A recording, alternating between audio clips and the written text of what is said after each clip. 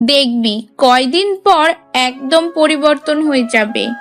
সেই ছেলেটার জন্যই তোর মায়া জন্মাবে, আর সেই ছেলেটার জন্যই একদিন কান্না করবি। বেশি অবহেলা করিস না, এই জন্যই বললাম। তোমার এই বকবকানি শুনতে শুনতে সকালবেলা কানটা ঝালাপালা হয়ে গেল। এখন তুমি কি আমাকে খাবার দিবে নাকি আমি রুমে চলে যাব? আচ্ছা, তুই গিয়ে খাবার টেবিলে বসে পড়। আমি নাস্তা রেডি করে রেখেছি, সেগুলো নিয়ে খা। আমি দেখছি ছেলেটা কোথায়। আচ্ছা তুমি গিয়ে দেখো, আমি আমার মতো খাচ্ছি, আমাকে ডিস্টার্ব করবে না। সেতু বেগম দীপার সাথে আর কোনো প্রকার কথা বলল না। সেতু বেগম আগে থেকেই বুঝতে পেরেছে তার মাথা নষ্ট হয়ে যাচ্ছে, তাই তিনি তার ভাইপোর সাথে তার বিয়েটা দিয়ে দিল। কারণ মাহিন ছেলেটা অনেক ভদ্র, ছোট থেকে তাদের কাছে বড় হয়েছে। তার আচরণ তারা তো জানে, তাদের মেয়েটাকে যে সে কন্ট্রোল করতে পারবে, তার জন্যই এ ব্যবস্থা করেছে তারা। দীপা দিন দিন দুষ্ট হয়ে যাচ্ছিল প্রচুর পরিমাণ, তার জন্যই তারা বাধ্য হয়েছে ঘরের ছেলের সাথে বিয়ে দিতে। কারণ বাইরে বিয়ে দিলে তো নানা ধরনের কথা শুনতে হতো, তার জন্য। আর মাহিন ছেলেটা তো খারাপ না। দীপার আম্মু মাহিনকে রুমে গিয়ে দেখতে পেল না, বাড়িটা তন্ন তন্ন করেও খুঁজে পেল না। টেনশন হতে লাগলো তার, তাই তিনি ছাদে গেলেন। ছাদে গিয়ে দেখে ছাদের এক সাইডে মাহিন চুপচাপ আকাশের দিকে চেয়ে দাঁড়িয়ে আছে। কি বাবা, এখানে দাঁড়িয়ে কি করছো? সকালের নাস্তা করবে না? তোমার তো সারা বাড়ি খুঁজে কোথাও পেলাম না, তুমি এখানে এসে দাঁড়িয়ে আছো। মাহিন দাঁড়িয়েছিল, হঠাৎ তার ফুপির কণ্ঠ শুনতে পেয়ে পেছনে ফিরে তাকায়। দেখলো তার ফুপি তাকে সকালে নাস্তা করার জন্য ছাদে ডাকতে এসেছে। রুমের ভিতরে ভালো লাগতেছিল না, তাই ভাবলাম একটু ছাদে গিয়ে দাঁড়িয়ে থাকি। অনেকদিন থেকে তো আর ছাদে আসা হয় না, তার জন্য আসলাম। আচ্ছা হয়েছে, এখন চলো সবাই মিলে নাস্তা করে গিয়ে। তারপর মাহিন আর কোনো কথা না বলে নিচে চলে আসলো। তার পিছু পিছু সেতু বেগমও নিচে চলে আসলো। এসে দেখে তার মেয়ে খাওয়া দাওয়া শেষ করে উঠে রুমের দিকে যাচ্ছে। মাহিন সেদিকে লক্ষ্য করেও করলো না, কারণ সে জানে এখানে কথা বললে তাকেই অপমানিত হতে হবে, তাই কোনো কথা বলল না। চুপচাপ মাহিন খাবার টেবিলে বসে খাবারগুলো শেষ করে রুমে চলে আসলো। রুমে এসে দেখে দীপা বিছানার উপর শুয়ে আছে। মাহিন কোনো কিছু না বলে টাওয়ালটা নিয়ে বাথরুমে চলে গেল। মাহিন বাথরুম থেকে বেরিয়ে এসে দেখে দীপা বিছানায় উঠে বসে পা দোলাচ্ছে। কি রে কুত্তার বাচ্চা, ভুলে গেছিস সকালবেলা যে আমার নাস্তা তোকে রুমে নিয়ে রাখতে বলেছিলাম? সেটা করিস নাই? কিসের জন্য আমাকে নিচে যেতে হয়েছে? কিসের জন্য বল? আজব তো, কখন বললেন আপনি এটা? আমি তো শুনিনি। আর এটা কি ধরনের ভাষা ইউজ করতেছেন আপনি? তোর সাথে আবার আমাকে ভালো করে কথা বলতে হবে? সেটা আবার কখন থেকে শুনি? আমাদের বিয়ে হয়ে গিয়েছে, এখন আমাদের সম্পর্কের পরিবর্তন হবে, আর সবকিছুর একটা পরিবর্তন হয়। তোকে কালকে রাত্রে কি বলেছিলাম? তোকে তো আমি স্বামী হিসেবে মানি না, তাহলে তুই বিয়ে নামক এই মিথ্যা সম্পর্কটাকে কেন ধরে আছিস তুই বল? দেখেন, একটু নিজেকে সংযম করুন। এরকম বেশি উশৃঙ্খলা কিন্তু ভালো লক্ষণ না। কুত্তার বাচ্চা, তোকে কি আমাকে জ্ঞান দিতে বলেছি? তুই যেটা করতে বলেছিস সেটাই কর। বেশি কথা বলিস কেন রে? লাথি খাইতে চাস? মাহিন আর কোনো কিছু বলার ভাষা খুঁজে পেল না। কি বলবে? মাহিন ভালো করে বুঝতে পারছে আর কোনো কিছু বলেও তার লাভ নেই, তাকে অযথা গালি শুনতে হবে, এমনকি মায়েরও খেতে হতে পারে। তাই চুপ হয়ে গেল। দীপা যেটা করতে বলেছে সেটাই করে দিচ্ছে মাহিন। দীপা একবার বলছে পা টিপে দিতে, তো একবার বলছে পানি এনে দিতে, আর একবার বলতেছে মাথায় তেল দিয়ে দিতে। মাহিন একদম হযবরলের মধ্যে পড়ে গিয়েছে। কি করবে কি করবে না বুঝতে পারছে না। নিজের কষ্টটা বুকের ভেতর চেপে রেখে তার কাজগুলো করে দিচ্ছে সে। অনেক হয়েছে, এখন যা গিয়ে আমার জন্য কফি বানিয়ে নিয়ে আয় 5 মিনিটের ভেতরে। মাহিন কোনো কথা না বলে চুপচাপ সেখান থেকে তাড়াতাড়ি বেরিয়ে আসলো, আর চোখ থেকে 2-1 ফোঁটা পানি গড়িয়ে পড়লো। কি করবে সে বোঝে না। তাড়াতাড়ি রান্নাঘরে গিয়ে কফি বানিয়ে নিয়ে আসলো। ওর হাতে দিয়ে চুপচাপ অন্যদিকে তাকিয়ে নিচে বসে পড়লো। তোকে এখানে কি আমি বসে থাকতে বলেছি? ঘরটা পরিষ্কার করবে কে শুনি? তাড়াতাড়ি ঘরটা পরিষ্কার কর, আর সুন্দর করে সবকিছু পরিষ্কার করবি, আর সুন্দর করে সাজিয়ে রাখবি। আমি কালকে রাতে অনেক ঠান্ডা খেয়েছি, তাই একটু শরীর খারাপ করছে। পরে করি, যখন একটু আরাম পাবো তখন করে দেব। কাজের ছেলেদের আবার কিসের আরাম? তোর কি বিশ্রাম নিতে হয়? তোকে তো কাজ করে খেতে হবে। কাজ কর, না করলে তোকে ভাত দেবে কে এখানে? এখানে কি বসে বসে খাইতে এসেছিস তুই? মাহিনের মুখ একদম চুপ হয়ে গেল। কি বলবে বুঝতে পারছে না। আজকে এতিম বলে তাকে কত কথা শুনতে হচ্ছে, তাও আবার বিয়ে করা বউয়ের মুখ থেকে। ভাগ্যে লেখা ছিল তাকে? এটাই কি ভাগ্যে লেখা ছিল তার? কে জানে। মাহিন আস্তে আস্তে সবকিছু পরিষ্কার করতে লাগলো। মাহিনের গা প্রচুর গরম হয়ে যাচ্ছে, কালকে রাতে ঠান্ডা খেয়েছে তাই হয়তো। একসময় পরিষ্কার করতে করতে হাঁপিয়ে গিয়ে ফ্লোরে বসে পড়লো মাহিন। কিরে, সকালের কি খাওয়া দাওয়া কম করে খেয়েছিস নাকি এত তাড়াতাড়ি হাঁপিয়ে গেলি? একটা রুম ভালো মতো পরিষ্কার করতে পারিস না? বললাম তো, কালকে রাত্রে ঠান্ডা লাগার ফলে আজকে আমার মনে হয় জ্বর আসবে, তার জন্য কোনো কিছু ঠিক মতো করতে পারতেছি না। আর বাহানা দেখাতে হবে না, তুই আমার চোখের সামনে থেকে সরে যা, না হলে কিন্তু পিটানি খাবি। আমার কি দোষ ছিল? কালকে আপনি আমাকে রাত্রে ফ্লোরে শুয়ে থাকতে বলেছিলেন, যার ফলে ঠান্ডা খেয়েছি। এখন শরীরে তাপমাত্রা বেড়ে যাচ্ছে, জ্বর আসবে। হয়েছে, আর আমাকে দোষারোপ করতে হবে না। এখন তুই যা, গিয়ে কোথাও পড়ে থাক, আমার চোখের সামনে থেকে চলে যা। মাহিন চুপচাপ রুম থেকে বেরিয়ে পড়লো। তার জীবনে এরকম খারাপ দিন আসবে সে কখনো কল্পনাও করতে পারেনি। বিয়ের আগে তো ভালোই ছিল, কারণ বিয়ের আগে মাহিন কখনোই দীপার সামনে যেত না। এরকম কথা বলার জন্যই সবসময় দূরে থাকতো তার থেকে। এখন তো বিয়ে হয়ে গেছে, তাও আবার নতুন। এখন তো তাকে রেখে বাইরে গেলে আন্টি আবার কষ্ট পাবে। মাহিন কি করবে না করবে একদমই দুশ্চিন্তায় পড়ে যাচ্ছে। নিজের মনকে বারবার সান্ত্বনা দেওয়ার চেষ্টা করছে, কিন্তু নিজের মনটা অশান্ত হয়ে যাচ্ছে বারবারই। একটা মানুষের জন্য দুইটা মানুষকে সে কষ্ট তো দিতে পারে না, তাই সে কোথাও যেতেও পারছে না। আর আঙ্কেল আন্টির জন্য শত কষ্ট বুকের ভেতর চেপে রেখে মাহিন রুমে প্রবেশ করে। ঘরের এক কোনায় গিয়ে বসে পড়ল। দীপা দেখেও না দেখার ভান করে ফোন টিপতেছে। মাহিনের গত রাতে ঠান্ডা লাগার ফলে এখন প্রচুর জ্বর এসেছে। ঘরে এক কোনায় বসে কাঁপছে সে মাহিন, কিন্তু দীপার সেদিকে কোনো খেয়ালই নেই।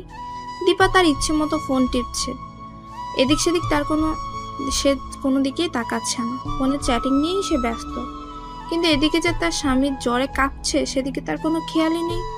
মাহিন নিজেকে যথেষ্ট সংযমে রাখার চেষ্টা করছে, নিজেকে কন্ট্রোল করতে চেষ্টা করতেছে, কিন্তু জ্বরের তাপমাত্রা এতই বেড়ে গিয়েছে যে সে নিজেকে কন্ট্রোল করতে না পেরে ফ্লোরে পড়ে গেল। মাহিন ফ্লোরে পড়ে যাওয়ার ফলে শব্দ হলো। তখন দীপা তাকিয়ে দেখে যে মাহিন নিচে ছটফট করতেছে। তখন দীপা ফোনটা রেখে উঠে মাহিনের কাছে চলে আসলো। কিরে, এখানে নাটক করতেছিস কিসের জন্য? তোকে না বলছি বাইরে যা, বাইরে গিয়ে যত নাটক আছে করতে থাক। আমার রুমে এত নাটক ভালো লাগে না বলে দিলাম। মাহিন জ্বরের জন্য কোনো কথা বলতে পারছে না। তার এখন সবকিছু কেমন যেন বিরক্ত লাগতেছে। চুপচাপ সেখানে শুয়ে কাঁপতেছে মাহিন। কিরে, কথা কানে যায় না? বলছি না রুম থেকে বের হয়ে যা। এখানেও শুয়ে আছিস কিসের জন্য? বলছি না রুম থেকে বের হয় এক্ষুনি। দীপার কথা শুনে মাহিন ওঠার চেষ্টা করছে, কিন্তু সে উঠতে পারছে না, বারবারই পড়ে যাচ্ছে। এটা দেখা দীপা ভাবতেছে মাহিন হয়তো নাটক করছে তার সাথে, তার মন গলানোর জন্য। কিন্তু মাহিন তো নাটক করছে না, তার তো সত্যিই অবস্থা খুবই করুণ। কিন্তু দীপা ভাবছে সে নাটক করছে। দীপার অহংকার, তার মনে হচ্ছে যে সে অসুস্থতার নাটক করছে। যখন মাহিন বারবার চেষ্টা করে উঠতে পারছে না, তখন মাহিনের আবার সেখানেই শুয়ে পড়ল আর চোখ দিয়ে পানি ছেড়ে দিল। আজকে মাহিনের খুব মনে পড়ে যাচ্ছে তার মা বাবার কথা। যদি আজকে তার আব্বু আম্মু বেঁচে থাকতো, তাহলে তার এই করুণ অবস্থায় তার আম্মু কখনোই বসে থাকতে পারতো না, এখানে এসে তার সেবা করত। এখানে এতদিন থেকে সে আছে, কিন্তু কখনো তার আঙ্কেল আন্টি তাকে মা বাবার অভাব বুঝতে দেয়নি। কিন্তু আজকে বিয়ে হওয়ার পর সে হাড়ে হাড়ে বুঝতে পারছে মা বাবা মর্ম। দুই সাইডের কোমরে দুই হাত দিয়ে দাঁড়িয়ে আছে মাহিনের দিকে চোখ রাঙিয়ে। প্লিজ আমাকে মাফ করে দাও, আমি উঠতে পারতেছি না, অনেক চেষ্টা করতেছি, কিন্তু জ্বরের তাপমাত্রা অনেক বেশি। আমাকে যদি একটু পানি এনে দিতেন।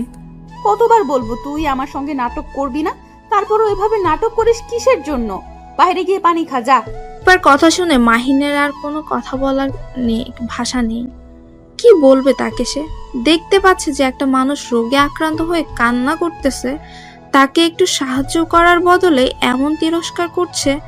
মেয়েটা যদি অন্য বা অপরিচিত কেউ হতো তাহলে হয়তো কষ্টটা লাগতো না। আসলে প্রিয় মানুষগুলোর কষ্টগুলো তীরের মতো আঘাত করে বুকের ভেতর। মাহিন কখনো কল্পনা করতে পারেনি যে তার এই অবস্থা হবে। সামান্য একটু জ্বর হয়েছে আর তার সেবা করার মানুষ খুঁজে পাচ্ছে না সে। হয়তো তার আন্টি শুনলে ছুটে আসবে তার সেবা করার জন্য। তিনি তো জানে না। আর তার নিজের বই তাকে অবহেলা করছে, এটা তো মানুষের কাজ হতে পারে না, তাই না? আচ্ছা, তাহলে আপনি একটু কাজ করুন, আমাকে একটু লাঠি বা ধরার মতো কিছু এনে দেন, আমি আমার রুমে চলে যাচ্ছি। তোকে বলেছি না কানের কাছে প্যান প্যান করবি না। এরকম ভ্যান ভ্যান করতেছিস কিসের জন্য শুনি? আপনি কি মানুষ না? আমার জন্য কি একটু মায়া হয় না আপনার? আপনি এভাবে কথা বলছেন কিসের জন্য? আজকে অসুস্থ বলে আপনি আমাকে জ্বালাচ্ছেন, তাড়িয়ে দিচ্ছেন। আপনি কি কখনো অসুস্থ হবেন না? যখন অসুস্থ হব তখন দেখা যাবে। এখন কানের কাছে ভ্যান ভ্যান না করে এখান থেকে চলে যা। আর তোর রুমে গিয়ে কি করিস কর, তুই আমাকে ডিস্টার্ব করবি না। মাহিন আর কোনো কথা বলল না, চুপচাপ উঠে দাঁড়ানোর চেষ্টা করছে। দেয়াল ধরে উঠে দাঁড়াচ্ছে কোনো মতে। উঠে দেয়াল ধরে সে নিজের রুমে চলে আসলো। এসে বিছানায় শুয়ে পড়ল। আর কোনো কিছু মনে নেই তার। কখন যে ঘুমিয়ে পড়েছে নিজেও জানে না। যখন ঘুম ভাঙলো তখন দেখে তার আন্টি তার পাশে বসে তার সেবা করছে। মাহিন অবাক হয়ে তার দিকে তাকিয়ে রইল। তুমি যে অসুস্থ হয়ে পড়েছো সেটা কি আমাকে জানানো উচিত না তোমার? আমি কি তোমাকে ফেলে দিয়েছি নাকি? আমার মেয়ে না হয় একটু খারাপ, তার জন্য তুমি আমাকেও কথাটা জানাবে না? আন্টি, আমি তো ঠিক আছি, আমার কোনো কিছু হয়নি। দেখেন আমাকে, আমি একদম সুস্থ আছি, আমার তো কিছু হয়নি। তাহলে আপনাকে কিসের জন্য জানাবো? যদি অসুস্থ হইতাম তাহলে জানতাম। হায় রে মানুষ, আর কত তুমি নিজেকে লুকিয়ে রাখবে? আজ 2 দিন ধরে তুমি অসুস্থ, 2 দিন ধরে তোমার কোনো খোঁজ খবর পাওয়া যাচ্ছে না, আর তুমি বলতেছো তুমি ঠিক আছো, তাই না? 2 দিন পর তুমি আজকে এই পৃথিবীর আলো দেখতে পেলে, আর তুমি বলতেছো তুমি ঠিক আছো? মাহিন তার আন্টির মুখ থেকে কথাটা শুনে অবাক দৃষ্টিতে তার আন্টির দিকে তাকিয়ে রইল। 2 দিন ধরে সে অজ্ঞান হয়ে পড়েছিল, আর একবারের জন্য সে মেয়েটা তাকে দেখতে আসেনি, নাকি এসেছিল সেও জানে না। আপনাকে অনেক কষ্ট দিয়ে ফেলেছে, তাই না, এই 2 দিনে? কি আবল তাবল বলছো? তোমাকে আমার ছেলের মতো দেখি আমি, আর তুমি অসুস্থ হওয়ার পরেও তোমার সেবা করব না আমি? এটা কেমনে হয় শুনি? আমি যদি অসুস্থ হয়ে পড়তাম তাহলে তুমিও কি আমার সেবা করতে না? আপনাকে দেখে মনে হচ্ছে আপনি অনেক ক্লান্ত। এখন গিয়ে বিশ্রাম করুন। আমি একদম পুরোপুরি সুস্থ আছি, আমার আর কোনো সমস্যা হবে না। আপনি গিয়ে কিছুক্ষণ বিশ্রাম করে নেন। আচ্ছা, আমি এখন চলে যাচ্ছি, কিন্তু একটা কথা মাথায় রাখবে, তোমার যদি কোনো কিছুর প্রয়োজন পড়ে বা তুমি যদি অসুস্থ হয়ে যাও, আর এভাবে লুকিয়ে রাখবে না, বলে দিলাম। যদি তোমার কিছু একটা হয়ে যেত তাহলে আমরা কি নিয়ে বেঁচে থাকতাম বলো? আমি আর কখনো এরকম ভুল করব না। এখন থেকে সঙ্গে সঙ্গে সব কিছু আপনাকে জানিয়ে দিব। প্লিজ আমাকে মাফ করে দিবেন, আমি সত্যি অনুতপ্ত। আচ্ছা, তাহলে আমি আমার রুমে যাচ্ছি। তোমার যদি কোনো কিছু লাগে সঙ্গে সঙ্গে আমাকে জানাবে। তুমি এখন একটু গোসল করে ফ্রেশ হয়ে নাও, তাহলে আরো ভালো লাগবে তোমার।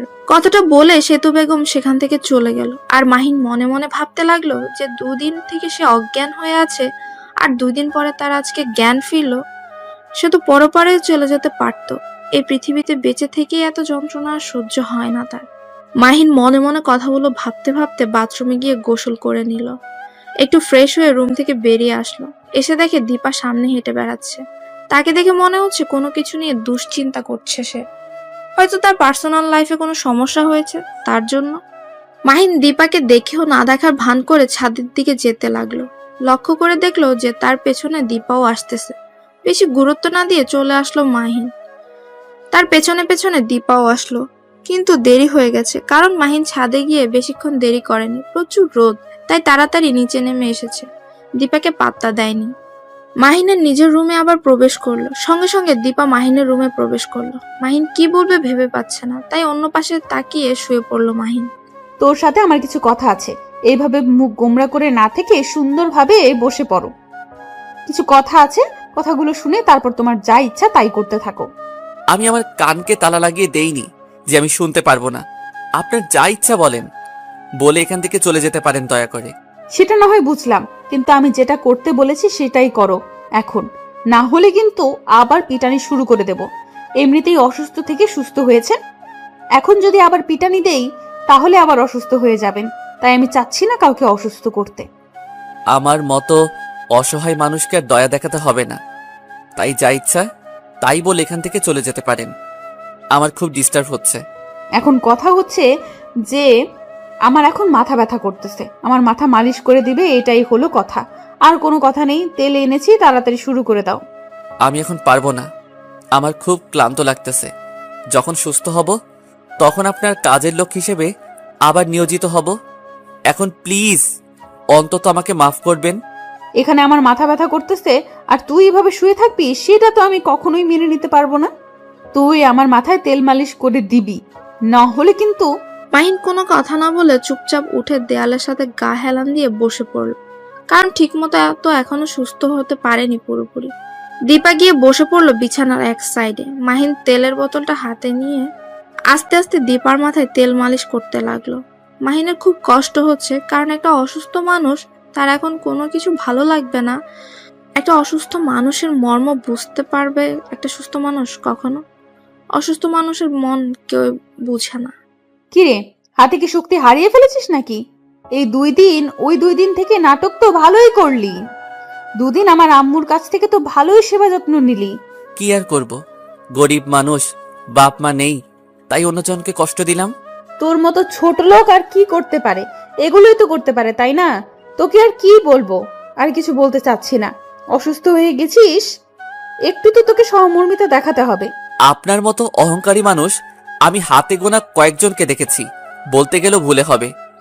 শুধু আপনাকে দেখেছি, কারণ একটা অসুস্থ মানুষকে যে এইভাবে কষ্ট দিতে পারে সে কখনো মানুষ হতে পারে না, সে পশু। বেশি রকম কথা বলতে পারবো না, আর বকবক করতে পারবো না তোর সাথে। এখন মাথা ব্যথা করতেছে, তাই তাড়াতাড়ি মাথায় তেল মালিশ করে দে। মাহিন কোনো কথা না বলে চুপচাপ নিজের মতো করে তেল মালিশ করে দিচ্ছে, আর দীপা চোখ বন্ধ করে সেটা অনুভব করছে। দীপা মনে এখন অন্য কিছু চলছে, মাহিন সেটা হয়তো বুঝতে পারছে না। ক্লান্ত শরীর নিয়ে মালিশ করতেছে, হঠাৎ করে তার চোখ থেকে 2 ফোঁটা জল গড়িয়ে পড়লো। অনেক হয়েছে, আর মাথায় মালিশ করতে হবে না। এখন আমি উঠে বিছানায় শুয়ে পড়তেছি, তুই পা দুটো একটু মালিশ করে দে। মাহিন কি বলবে বুঝতে পারছে না। মাহিন ক্লান্ত শরীর নিয়ে বসে পড়লো বিছানায়। দীপা তার পাশ দিয়ে শুয়ে পড়ল। দীপার ইচ্ছে করছে তাকে জড়িয়ে ধরে নিজের মনের কষ্টগুলো শেয়ার করতে, কিন্তু সে তো তার ভালোবাসাটা বুঝে না। মাহিন শুয়ে পড়েছে দেখে দীপা আর কিছু বলল না। এখন দীপার একটু খারাপ লাগতেছে। একটা অসুস্থ মানুষ এখনো ঠিকমতো সুস্থ হয়নি, তাকে দিয়ে তো কাজ করা ঠিক হবে না। তার জন্য দীপা মাহিনের সাইডে শুয়ে পড়ল, উঠে গেল না আর। এটা আমি কি ধরনের ব্যবহার করতেছি তার সাথে? তার সাথে আমার বিয়ে হয়ে গিয়েছে, আমি কেন করতেছি তার সাথে এরকম? আমার তো বোঝা উচিত ছিল যে সে একজন অসুস্থ মানুষ, তাকে এরকম চাপ দেওয়া ঠিক হবে না। আমি এরকম অবুঝের মতো কাজ কেন করতেছি? দীপা পিছনে ফিরে দেখে মাহিন অন্য পাশ হয়ে শুয়ে আছে। দীপা আস্তে করে মাহিনের মাথায় হাত দিয়ে দেখে জ্বর আছে কিনা। হ্যাঁ, এখনো জ্বর আছে। দীপা বিছানা ছেড়ে উঠে গিয়ে বাইরে থেকে 1 বাটি পানি আর সাথে একটা রুমাল নিয়ে আসলো। রুমালটা ভিজিয়ে মাহিনের কপালে লাগিয়ে দিতে লাগলো। হঠাৎ করে মাহিন অনুভব করতে লাগলো তার কপালে কেউ কিছু লাগিয়ে দিচ্ছে। তাই সে চোখ খুলে তাকিয়ে অবাক হয়ে তাকিয়ে রইল দীপার দিকে। মাহিন কি বলবে বুঝতে পারছে না, শুধু অবাক হয়েই দীপার দিকে একদৃষ্টিতে তাকিয়ে আছে। দীপা সেটা দেখেও না দেখার ভান করে তার মতো করে কাজ চালিয়ে যাচ্ছে। তাই মাহিন উঠে একটু সরে বসলো। সেটা দেখে দীপার প্রচন্ড রাগ হলো। আমি এখানে একটা কাজ করতেছি, এইভাবে সরে গেলে কিসের জন্য শুনি? নাকি এখন একটু খাতিরদারি করতেছি দেখে ভাব দেখাচ্ছ? মাহিন কোনো কথা না বলে চুপচাপ সেখানে বসে রইল, আর দীপা অবাক দৃষ্টিতে তাকিয়ে রইল।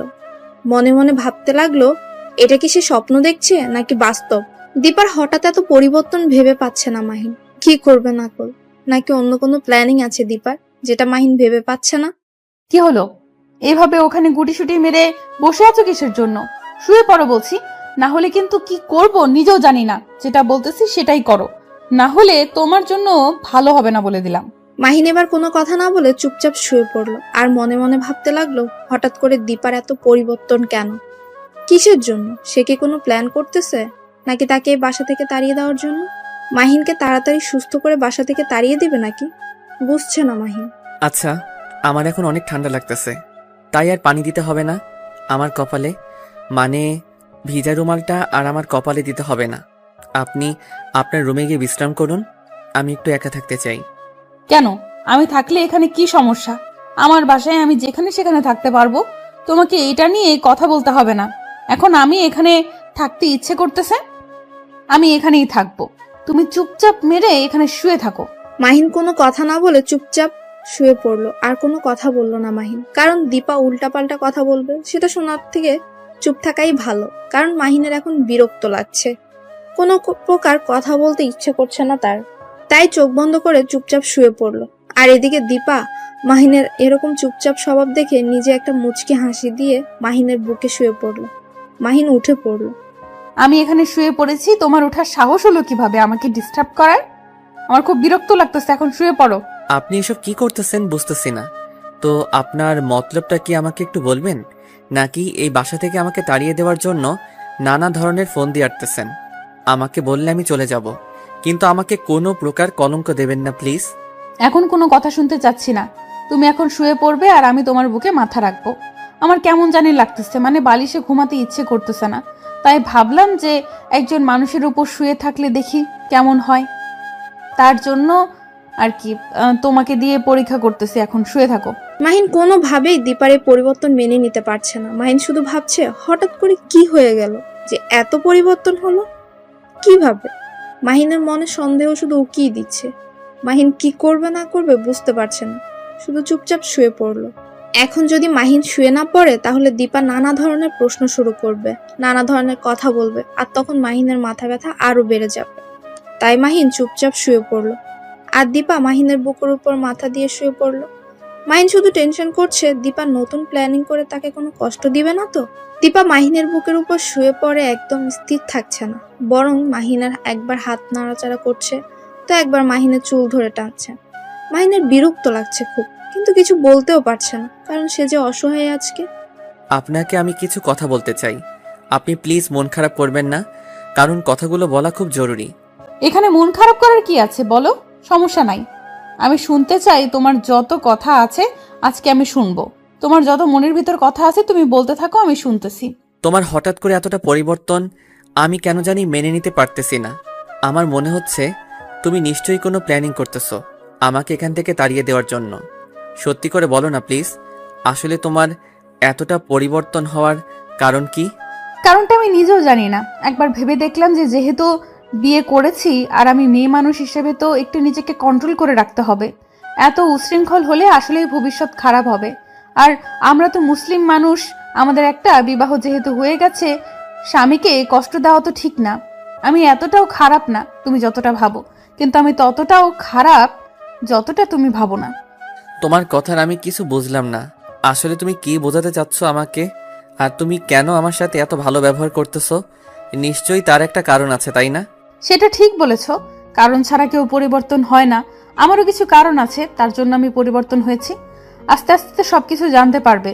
এখন এত প্রেশার দিও না, আমার ঘুম পাচ্ছে, আমাকে ঘুমাতে দাও। মাহিন একদম চুপ হয়ে গেল। সে বুঝতে পারছে না কি করবে। দীপাকে নিজের বুক থেকে সরাতেও পারছে না আর রাখতেও পারছে না। তার কেমন যেন অস্থির লাগছে। এই বিষয়টা হঠাৎ করে এত পরিবর্তন কেন, কেমন যেন লাগছে মাহিনের মনের ভেতরে, কেমন যেন করছে। কি করবে না করবে সে বুঝে উঠতে পারছে না। আচ্ছা চলো, এখন আমরা ছাদে যাব। আর রুমের ভেতর থাকতে ইচ্ছে করতেছে না, তুমি এখন আমার সাথে যাবে। দীপার এমন কথা শুনে হঠাৎ মাহিন চমকে উঠল। কি করবে বা কি বলবে বুঝতে পারছে না। হঠাৎ করে এরকম বাহানা করার কি আছে? ছাদে গিয়ে কি ধাক্কা মেরে ফেলে দেওয়ার চিন্তা ভাবনা করছে নাকি? মাহিন দীপার সাথে যেতে চাচ্ছে না, কিন্তু দীপা মাহিনকে টানতে টানতে ছাদে নিয়ে গেল। মাহিন দীপার কাছে হার মেনে নিল। অসুস্থ তার শরীর, বিন্দুমাত্র শক্তি নেই তার শরীরে। তারপরও দীপা মাহিনকে টানতে টানতে একদম ছাদে নিয়ে গিয়ে দাঁড় করালো। ছাদের এক সাইডে মাহিনকে দাঁড় করিয়ে তার মুখোমুখি দীপা দাঁড়িয়ে পড়লো। আমার খুব খারাপ লাগতেছে, আমি দাঁড়িয়ে থাকতে পারতেছি না। আমি নিচে যাব, আর আপনার কি কথা আছে তাড়াতাড়ি বলুন। আমার এখানে কোনো কথা নেই। তোমাকে খুব ক্লান্ত লাগতেছে, তাই ছাদে একটু হাঁটাহাঁটি করার জন্য নিয়ে আসলাম। তুমি এখানে বসে পড়লে কিসের জন্য? আমার সাথে হাঁটবে এখন তুমি। আমার সাথে আপনি এরকম করতেছেন কেন বুঝতেছি না। এত জোর জবরদস্তি করতেছেন কেন? আমাকে আমাকে ছেড়ে দেন না। আমার মতো আমাকে ছেড়ে দেন না। আমার মতো আমি তো আপনাকে কোনো ডিস্টার্ব করতেছি না। কিন্তু আমি তোকে ডিস্টার্ব করব, তাতে তোর সমস্যা? ভালো মতো কথা বলতেছি বলে ভালো মতো ব্যবহার করতেছি, তাই মনে হয় কথা গায়ে লাগে না, তাই না? মাহিন একদম চুপ হয়ে গেল। দীপা মাহিনের হাত ধরে কাঁধের উপর রেখে দিল, তারপর মাহিনকে ধরে ধরে হাঁটতে অন্যরকম একটা অনুভূতি নিয়ে হাঁটছে তারা। তার মনে হচ্ছে সে সত্যি এখনকার একটা দায়িত্ববান স্ত্রীর কাঁধে হাত রেখে হাঁটছে। কিন্তু যখন মাহিন দীপার মুখের দিকে তাকায় তখন নিমিষের মধ্যে সব ভাবনা চিন্তা দূর হয়ে যায়, কারণ তখনই মাহিনের সবকিছু মনে পড়ে যায় যে আসলে তার সাথে দীপা কি কি করেছে আর তার সাথে কেমন ব্যবহার করেছিল। কি নিয়ে তো টেনশন করতেছো তুমি? তোমাকে দেখে বোঝা যাচ্ছে। আর এখন কি একটু হালকা লাগতেছে তোমার, নাকি এখনো ক্লান্তিটা আছে? মাহিন এখন কি বলবে ভেবে পাচ্ছে না, চুপ করে আছে সে, কারণ তার এখন কোনো কথা বলতে ইচ্ছে করছে না। তার এখন এই মুহূর্তটা খুব ভালো লাগছে, কারণ দীপা তার সাথে ভালো করে ব্যবহার করছে আর দীপার কথাবার্তাগুলো এখন মাহিনের কাছে খুব ভালো লাগছে। কিন্তু যখন মাহিনের মনে পড়ে যায় দীপা তার সাথে কি কি ব্যবহার করেছিল, তখন মনটা আবার খারাপ হয়ে যায়। আমি কি বলছি আর তুমি কি ভাবতেছো? আমার কথার উত্তর দিচ্ছ না কিসের জন্য? সেরকম কিছুই না। আমার কেন জানি এখন কথা বলতে ইচ্ছা করতেছে না, কারণ বিকালটা উপভোগ করতে ইচ্ছা করতেছে। কথা বললে হয়তো বিকালের সৌন্দর্য উপভোগ করা হবে না। চলো আজকে সন্ধ্যায় একটু বের হব, তোমাকে ডাক্তার দেখাতে হবে। আর ডাক্তার বলেও গিয়েছে তুমি যদি একটু সুস্থ হও তার চেম্বারে নিয়ে যাইতে। তার সাথে একটু কথা বলা লাগবে আর একটু ঘুরে বেরিয়ে আসা যাবে, তাহলে তোমারও ভালো লাগবে। ডাক্তারের কাছে যাব সেটা না বুঝলাম, কোথাও ঘুরতে যেতে পারবো না, কারণ খুব বাজে লাগে ঘুরতে এখন। কার মুখে কি শুনতেছি যে সময় পাইলেই বাসায় এক মুহূর্ত থাকতো না সেই মানুষটা আজকে বলতেছে তার নাকি ঘুরতে বাজে লাগে। এটা কি আদৌ আমার বিশ্বাস হয়? তখনকার সময়টা আর এখনকার সময়টা আকাশ পাতাল তফাৎ। তখন ছিলাম একলা আর এখন হয়ে গেছি একদম একলা। তোমার এই কথাটার মানে আমি বুঝতে পারলাম না। আগে একটা ছিল সেটা বুঝলাম, এখন একদম একা, সেটা কিভাবে সম্ভব? বিয়ে করলাম যে তার সাথে সারা জীবন সুখে সংসার করে কাটিয়ে দিব, তার সাথে সুখ দুঃখের গল্প করে সারা জীবন তার হাতে হাত রেখে পার করে দিব, কিন্তু সে আমাকে বুঝলো না। এখন একলা থাকবো না তো কতজনকে নিয়ে থাকবো? দীপা কোনো প্রকার কথা বলল না, কারণ সে মাহিনের মনের অবস্থা বুঝতে পারছে। এই অসুস্থতার মধ্যেও দীপার মাহিনকে কোনো কিছু বলা যাবে না, যদি আবার মানুষটা অসুস্থ হয়ে যায়। এমনিতেই তার আম্মু সে ছেলেটাকে নিয়ে কত টেনশন করে, এখন যদি আবার ভুলভাল কিছু বলে আবার অসুস্থ হয়ে যাবে, তাকে আবার কথা শুনতে হবে, কত চাপ নিতে হবে তাকে। তার থেকে কিছু না বলে চুপচাপ একটা দীর্ঘশ্বাস নিল দীপা। আচ্ছা চলো নিচে যাই, আর এখানে থেকে লাভ নেই, এখন সন্ধ্যা হয়ে যাবে।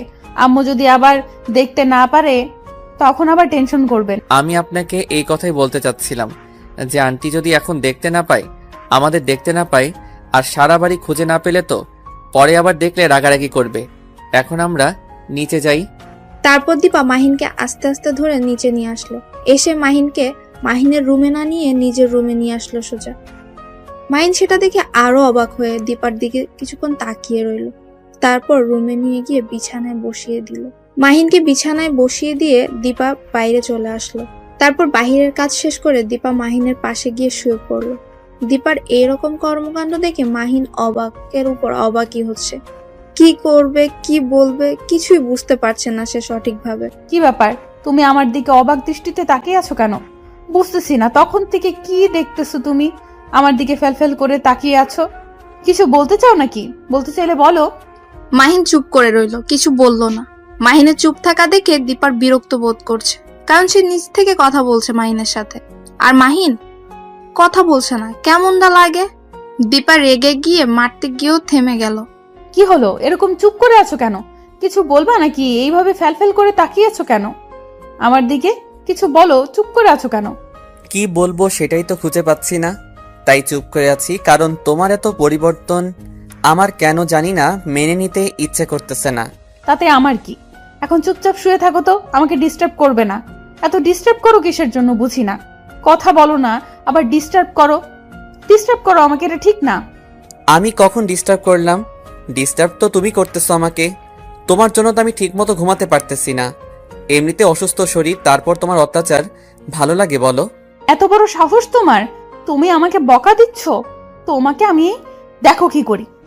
কথাটা বলে দীপা মাহিনের উপর শুয়ে পড়ল, পুরো শরীর মাহিনের শরীরের উপর। মাহিন কি বলবে বুঝতেছে না, কারণ তার একটু অন্যরকম ফিল কাজ করছে। এখন তার ইচ্ছে করছে যে দীপাকে শক্ত করিয়ে জড়িয়ে ধরে একটু আদর দিতে, কিন্তু সে তো তাকে ভালোবাসে না, আর সে অধিকারও তো তাকে দেয়নি দীপা। দীপা বুঝতে পারছে যে মাহিন তার উপর দুর্বল হয়ে যাচ্ছে, তাই দীপা ইচ্ছাকৃতভাবে মাহিনকে আরো শক্ত করে জড়িয়ে ধরলো, যাতে করে দীপাকে মাহিন একটু আদর করে দেয়। কিন্তু মাহিন ভয়ে দীপাকে স্পর্শ পর্যন্ত করছে না। দীপা কখন কি বলে আর কখন কি করে বসে তা বুঝতে পারে না মাহিন, তার জন্যই চুপচাপ শুয়ে আছে রোবটের মতো। দীপার খুব খারাপ লাগতেছে, কিন্তু কিচ্ছু বলতেছে না, শুধু দেখতেছে মাহিন কতক্ষণ নিজেকে কন্ট্রোল রাখতে পারে। দীপা ইচ্ছাকৃতভাবে মাহিনের সাথে একটু দুষ্টুমি করা শুরু করে দিল, মাহিনের গলায় নিজের ঠোঁট দুটো বসিয়ে দিল। মাহিন কি করবে না করবে বুঝতে পারছে না, কারণ তার কেমন যেন একটা ফিলিংস কাজ করতেছে, সেই ফিলিংসটা যে আগে কখনো অনুভব করেনি। আজকে কেন যেন দীপার নিঃশ্বাসটা তার হৃদয়ের স্পন্দনকে বাড়িয়ে দিচ্ছে। দীপা বুঝতে পারছে মাহিন দুর্বল হয়ে যাচ্ছে তার উপর, তাই মাহিনকে আরো দুর্বল করতে দীপা মাহিনের ঠোঁটে তার ঠোঁট দুটো বসিয়ে দিল। মাহিনের খুব অস্থির লাগছে, কি করবে বুঝতে পারছে না সে, কোনোভাবেই দীপাকে তার উপর থেকে সরাতে পারছে না। দীপাকে সরাতে গেলে দীপা মাহিনকে আরো শক্ত করে আঁকড়ে ধরছে। প্লিজ আমাকে ছেড়ে দেন। আপনি এসব কি করতেছেন? আমার খুব বাজে লাগতেছে। আপনি আমাকে ছেড়ে দেন। কি বলেছিলাম মনে নাই? আমার যা ইচ্ছা তাই করব, তুমি কোনো কথা বলতে পারবে না। চুপচাপ শুধু সহ্য করতে হবে তোমাকে। তার জন্য আপনি আমাকে এইভাবে অত্যাচার করবেন, এটা কিন্তু ঠিক না। আজকে অসুস্থ বলে আপনি আমাকে যা তা করতেছেন, তাই না? আর আপনি করে বলতেছো কিসের জন্য? এখন থেকে তুমি করে বলবে, আর আমাকে তুমি আদর করে দিবে এখন। কথাটা বলে দীপা মাহিনকে আরো শক্ত করে জড়িয়ে ধরলো।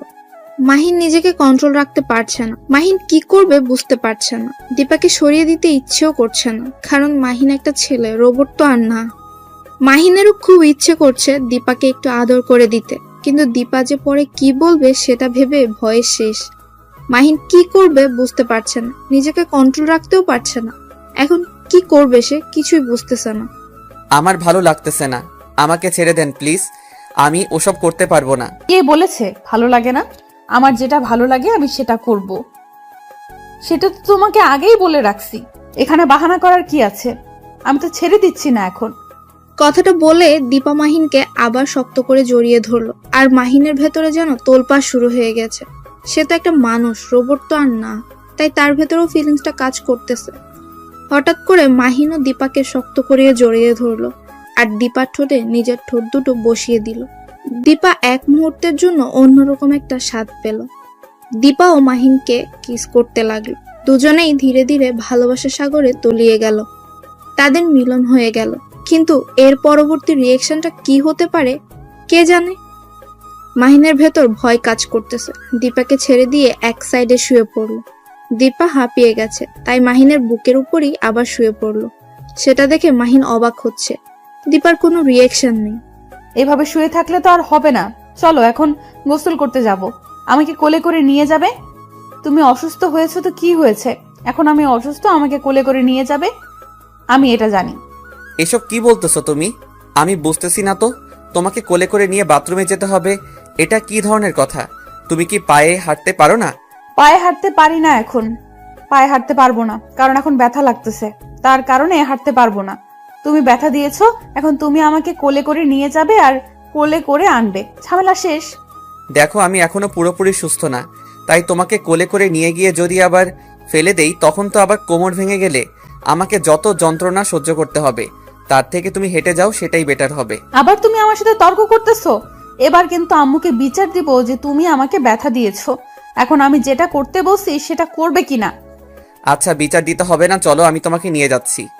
কথাটা বলে মাহিন দীপাকে কোলে তুলে নিল বিছানা থেকে, তারপর দুজনে বাথরুমে চলে আসলো। বাথরুমে চলে এসেছে ঠিকই, কিন্তু কোনো কিছুই সাথে নিয়ে আসেনি দুজনের মধ্যে একজন। গোসল শেষে বের হবে কিভাবে তারা? দুজনে বাথরুমে বন্ধ হয়ে গেল। শেষ পর্যন্ত কোনো উপায় না পেয়ে মাহিন নিজেই বেরিয়ে আসলো ভেজা শরীরে। তারপর রুম থেকে কাপড় নিয়ে আবার বাথরুমে গেল, গিয়ে দেখে দীপার অবস্থা খুবই খারাপ। মাহিন চোখ বন্ধ করে নিল। দীপা সেটা দেখে হাসলো, আর মাহিনের কাছে এসে মাহিনকে জড়িয়ে ধরলো। কি করতেছো? এটা কি ধরনের অসভ্যতামি? সব সময় খোলা ভালো লাগে নাকি? তুমি আমাকে বকা দিচ্ছ তাই না? এখন যদি উড়াধুরা পিটানি দিতে শুরু করি তখন কেমন লাগবে শুনি? চুপচাপ যেটা করতেছি করতে দাও। মাহিন ভেজা বেড়ালের মতো চুপ হয়ে গেল, আর কোনো কথা বলার সাহসও পেল না। চুপচাপ সেখানেই দাঁড়িয়ে রইল রোবটের মতো। দীপা যেটা করছে মাহিনও সেটাই করলো। তারপর তারা একদম গোসল সেরে ফ্রেশ হয়ে বেরিয়ে আসলো দুজনে একসাথে। সন্ধ্যার সময় তাদেরকে ডাক্তারের ওখানে যাওয়ার কথা ছিল, তার জন্যই দুজন প্রস্তুতি নিল। আর তার জন্য মায়ের কাছ থেকে পারমিশনও নিতে হবে। দুজনে একসাথেই দীপার আম্মুর কাছে গেল। দীপার আম্মু তখন রান্নাঘরে রান্না করছিল। তারা দুজনই দীপার আম্মুকে বলে বাসা থেকে বেরিয়ে পড়লো। উদ্দেশ্য এখন ডাক্তারের কাছে যাবে তারা। যাই হোক, তাহলে আমার মেয়েটার আক্কেল জ্ঞান হচ্ছে, তাকে আর কোনো কিছু বোঝাতে হবে না। তাদের দেখে মনে হচ্ছে তারা দুজনে অনেক খুশি। হয়তো তাদের মাঝে সবকিছুর পরিবর্তন হচ্ছে। দিন দিন তারা আরো ঘনিষ্ঠ হতে থাকবে। আমার মেয়েটা ভালো হয়ে যাবে একদিন, সবকিছু আগের মতো চলতে থাকবে। কথাটা মনে মনে চিন্তা করে সেতু বেগম আবার রান্নায় মনোযোগ দিলেন। আরো বেশি করে এখন রান্নাটা করতে হবে। অন্যান্য দিনের তুলনায় কিছু আইটেম আজকে আরো বেশি করে তৈরি করলো আজকে এই খুশিতে। আর এদিকে দীপা আর মাহিন গাড়িতে ডাক্তারের সাথে কথা বলা শেষ করে ডাক্তার চেম্বার থেকে বের হয়ে দুজনের রাস্তা দিয়ে হাঁটতেছে। সন্ধ্যার সময় রাস্তার দুই সাইডে ল্যাম্পপোস্টের আলোয় দুজনে হাত ধরে হাঁটতেছে। তাদের মুখ থেকে কোনো কথা বেরোচ্ছে না। দুজনেই শুধু নিজেদেরকে অনুভব করছে একে অপরের ভালোবাসা। এখন তো বাসায় যেতে ইচ্ছে করতেছে না। চলো না ওই পুকুর পাড়ে কিছুক্ষণ বসে গল্প করি, তারপর বাসায় যাব। আমার কেন জানি খুব খারাপ লাগতেছে। আজকে না কালকে সকালে আসবো, সারাদিন ঘুরবো। আজকে চলো, আমার খুব ক্লান্ত লাগতেছে। আজকে বাসায় যাই, আন্টির সাথে কথা বলি। আচ্ছা তাহলে চলো, আম্মুকে গিয়ে সবকিছু জানাতে হবে, না হলে আমার টেনশন করবে। এমনিতেই দুদিন ধরে আম্মুর কিছু মুখে নেয়নি। কি বলতেছো আন্টি? 2 দিন ধরে কিছু খাইনি কেন? কিসের জন্য? আমি তো ঠিক ছিলাম, তাই না? তুমি ঠিক ছিলে নাকি কি ছিলে সেটা আমরা জানি।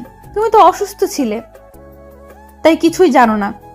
আমি বুঝতে পেরেছি তোমার অবস্থাটা কি করুণ ছিল, আর তোমার কি একটা অবস্থা হয়েছিল সেটা আর না বলি। থেমে গেলে কিসের জন্য বলো? আমার কি হয়েছিল? আমার কি কোনো বড় ধরনের সমস্যা দেখা দিয়েছিল নাকি এই 2 দিনের ভিতর? না, সেরকম কোনো কিছুই নেই। এখন চলো, এখানে থেকে লাভ নেই, বাসায় যেতে হবে, সন্ধ্যা ঘনিয়ে আসছে। তারপর মাহিন আর দীপা দুজনেই হাঁটতে হাঁটতে একটা রিক্সা দেখলো। সে রিক্সা করে দুজনেই শহরটা দেখতে দেখতে বাসায় ফিরে আসলো। এসে দেখে যে দীপার আম্মু রান্না শেষ করে সবকিছু গুছিয়ে রাখছে। তারা দুজনই রুমের ভেতর চলে আসলো। তারপর বাথরুমে দুজন একসাথে গিয়ে ফ্রেশ হয়ে বিছানায় এসে বসে পড়লো। কেউ কোনো কথা বলছে না, শুধু তাকিয়ে আছে একে অন্যের দিকে এক দৃষ্টিতে। তাদের ভালোবাসা উপলব্ধি করছে। তারা কোনো কথা বলছে না, শুধু মুহূর্তটা উপভোগ করছে তারা। কি রে, কোথায় গেলি? তাড়াতাড়ি নিচে আয়, রেডি করেছি তো রাতের খাবার। আর কতক্ষণ অপেক্ষা করব? অনেকক্ষণ ধরে তো তোদের জন্য অপেক্ষা করতেছি। তাড়াতাড়ি নিচে আয়। এই তো যাচ্ছি, তুমি আর একটু ওয়েট করো, আমরা যাচ্ছি। অনেকক্ষণ ধরে অপেক্ষা করতেছি, আর অপেক্ষা করতে পারবো না, আমার ক্ষুধা লেগেছে। তোরাও তাড়াতাড়ি নিচে আয়, একসাথে সবাই মজা করে খাবার খাবো। আচ্ছা যাচ্ছি, তুমি সবকিছু রেডি করে রাখো, আমরা এইমাত্র নিচে নামতেছি। এই দেখো, পেছনে ঘুরে আমরা যাচ্ছি। তারপর দীপা আর মাহিন দুজনেই নিচে চলে এসেছে। সেতু বেগমের সাথে বসে সবাই একসাথে মজা করে খেতে লাগলো। হঠাৎ করে মাহিনের কি যেন হয়ে গেল। হঠাৎ তার কাশি উঠে গেল। সেটা দেখে দীপা তাড়াতাড়ি উঠে মাহিনের হাতে পানি ধরিয়ে দিল। আর সেটা দেখতে পেয়ে তো সেতু বেগমের মনের ভেতর একটা শান্তি বিরাজ করছে। যাই হোক, তার মেয়ের দিন দিন বুদ্ধি হচ্ছে। তার মেয়েটাকে সে ঘরের মধ্যে বিয়ে দিয়ে একটা ভালো কাজই করেছে। আর এদিকে দীপা মাহিনের মাথায় হাত বুলিয়ে দিচ্ছে, কারণ মাহিনের যেন হঠাৎ কাশ উঠেছে, সেটা থামছেই না। দীপা নিজ হাতে মাহিনকে পানি খাওয়াচ্ছে, আর সেটা দেখে মাহিন নিজেই অবাক হচ্ছে। হঠাৎ করে দীপা যেটা করে বসলো সেটা একদমই ভাবনা চিন্তার বাহিরে। মাহিন কখনো কল্পনাও করতে পারেনি দীপা এমন একটা কাজ করবে, তাও আবার এইখানে। আমি গোসল করতে গেলাম, তুমি তাড়াতাড়ি চলে আসো, একসাথে গোসল করব। আর একটু পর তো বেড়াতে যেতে হবে, তাহলে গোসল তো অবশ্যই করতে হবে, তাই না? আমি এত সকালে গোসল করতে পারবো না। আমার ঠান্ডা লেগে যাবে, আবার জ্বর হবে। আমি গোসল করতে পারবো না। তুমি গিয়ে গোসল করে নাও। একদম নোংরা কথা বলবে না। গোসল করবে না মানে কি বোঝাতে যাচ্ছ? গোসল করতেই হবে তোমাকে। আমি এত সকালে গোসল করতে পারবো না, তুমি গিয়ে গোসল করো। আমাকে এই বিষয়ে জোর করবে না, বলে দিলাম এক্ষুনি। তোমাকে গোসল করতেই হবে। এখন যদি ভালোই ভালো না যাও আমার সাথে, তাহলে কিন্তু জোর করে নিয়ে যাব। তখন কিন্তু আরো অবস্থা খারাপ করে ছেড়ে দেব। এখন ভেবে নাও যাবে কিনা। বললাম তো যেতে পারবো না, তুমি যাও গিয়ে গোসল করে নাও তাড়াতাড়ি। তোমার রেডি হতে অনেক সময় লাগে, কারণ মেয়ে মানুষদের সব সময় একটু দেরি হয়। মুখ সামলে কথা বলো, না হলে কিন্তু ভালো হবে না। মেয়ে মানুষদের বের হতে দেরি হয় মানে কি? কি বোঝাতে চাচ্ছ? আমি সব মেয়েদের মতো নাকি? আচ্ছা হয়েছে, ভুল করেছি কথাটা বলে। এখন যাও গিয়ে তাড়াতাড়ি গোসলটা করে নাও, কারণ আমি তাড়াতাড়ি রেডি হয়ে নেই। তোমার লজ্জা করে না? তুমি গোসল না করে থাকতে চাও? তোমার কি শরম বলতে কিচ্ছু নেই? তুমি কাল থেকে আমার সাথে কি কি করছো আর এখন বলতেছো গোসল করবে না? আমি কখন কি করলাম? হুদাই কি বলতেছো? আমি তো কিছু করিনি, আমি তো কিছু জানি না। আমি কি করছি যে আমাকে এখন গোসল করতে হবে? আমি তো কোনো কিছু করিনি। দেখো, বেশি কথা বলতে পারবো না। বেশি রকম ন্যাকামি ভালো লাগতেছে না। এখন সকাল সকাল তাড়াতাড়ি চলে আসো আমার সাথে, না হলে কিন্তু গণপিটানি খাইতে পারো এখানেই। মাহিন যেই অন্য কথা বলতে যাবে তখনই দীপা আগে গিয়ে মাহিনের মুখে হাত দিয়ে চেপে ধরলো আর এক হাত দিয়ে তার শার্টের কলার ধরে টানতে টানতে বাথরুমে নিয়ে আসলো। কারণ এত কথা তার আর ভালো লাগছে না। তারা এখন ঘুরতে যাবে, আর এখানে এত কথা বললে তো মুড নষ্ট হয়ে যাবে। তার জন্য দীপা মাহিনকে জোরপূর্বক বাথরুমে নিয়ে গেল। এটা কি করতেছো তুমি আমার সাথে? আমি বুঝতেছি না, তুমি আমাকে এভাবে জোর করতেছো কিসের জন্য? বললাম না তুমি গোসল করে নাও, আমার ঠান্ডা লাগবে, আমি বেরিয়ে যাচ্ছি। তুমি গোসল করে তাড়াতাড়ি রেডি হয়ে নাও। একদম চুপ, কোনো কথা বলবে না। তাহলে তো এখানে এই পিটানি দেওয়া শুরু করে দিব। এমনিতেই মাথা খারাপ আছে। সকালে উঠে যেটা শুরু করে দিয়েছে অন্য এক কাহিনী, আমি সেটার জন্য মোটেও প্রস্তুত ছিলাম না। আমি ভেবেছিলাম তুমি গোসল করার জন্য আমাকে বলবে, কিন্তু আমি তোমাকে গোসল করার জন্য বলতেছি। এটা কি ঠিক? আমি তো খারাপ কোনো কাজ করিনি যে এখন এত সকালে গোসল করতে হবে। আমি সকালে ঘুম থেকে উঠলাম, আমি একটু হাত মুখ ধুয়ে ফ্রেশ হয়ে তারপর তোমার সাথে ঘুরতে বেরোতে যাব। কিন্তু তুমি আমাকে জোর করতেছো কিসের জন্য? তোমার লজ্জা করে না এসব কথা বলতে? তুমি একজন বিবাহিত পুরুষ, তুমি সকালে গোসল না করলে কে করবে শুনি? আর তুমি কি এখনো একা আছো নাকি যে সকালে উঠে তোমাকে গোসল করতে হবে না, বা 2-3 দিন পর গোসল করলেও চলবে? লজ্জা করে না এসব কথা বলতে? মাহিন আর কোনো কিছু বলতে যাবে তখনই দীপা আবারও মাহিনের মুখে হাত দিয়ে চেপে ধরে শাওয়ার ছেড়ে দিল, আর শাওয়ার থেকে পানি পড়তে লাগলো। দীপা আর মাহিন দুজন একসাথেই ভিজতে লাগলো। মাহিন ছটফট করতে লাগলো সেখান থেকে সরে যাওয়ার জন্য, কিন্তু দীপা মাহিনকে জড়িয়ে ধরেছে। তার জন্য মাহিন নড়াচড়াও করতে পারছে না। তার মন কেমন জানে করছে। শাওয়ারের পানিতে দুজনেই কাক ভেজা হয়ে গেল, কিন্তু কেউ কারো দিক থেকে দৃষ্টি সরাচ্ছে না। দুজন দুজনের দিকে এক দৃষ্টিতে তাকিয়ে আছে, কেউ কোনো কথা বলছেও না। শাওয়ারের পানিগুলো তাদের গা বেয়ে পড়ে যাচ্ছে। কি হলো? আর কতক্ষণ এভাবে আমাকে এখানে ধরে রাখবে বলো তো? যখন ঠান্ডা লাগবে আবার শরীর খারাপ করবে, তখন কি হবে শুনি? তখন তো আরো কিছু করতে পারবে না আমার সাথে। এখন ভেবে দেখো, আমাকে ছেড়ে দিবে নাকি ধরে রাখবে? দীপা মাহিনের কথাটা শুনে মাহিনকে ছেড়ে দিল আর মাহিনকে বলল পরিষ্কার হয়ে নিতে। তারপর দীপা এক সাইডে গিয়ে দাঁড়িয়ে পড়লো, আর মাহিন মাহিনের মতো গোসল করছে।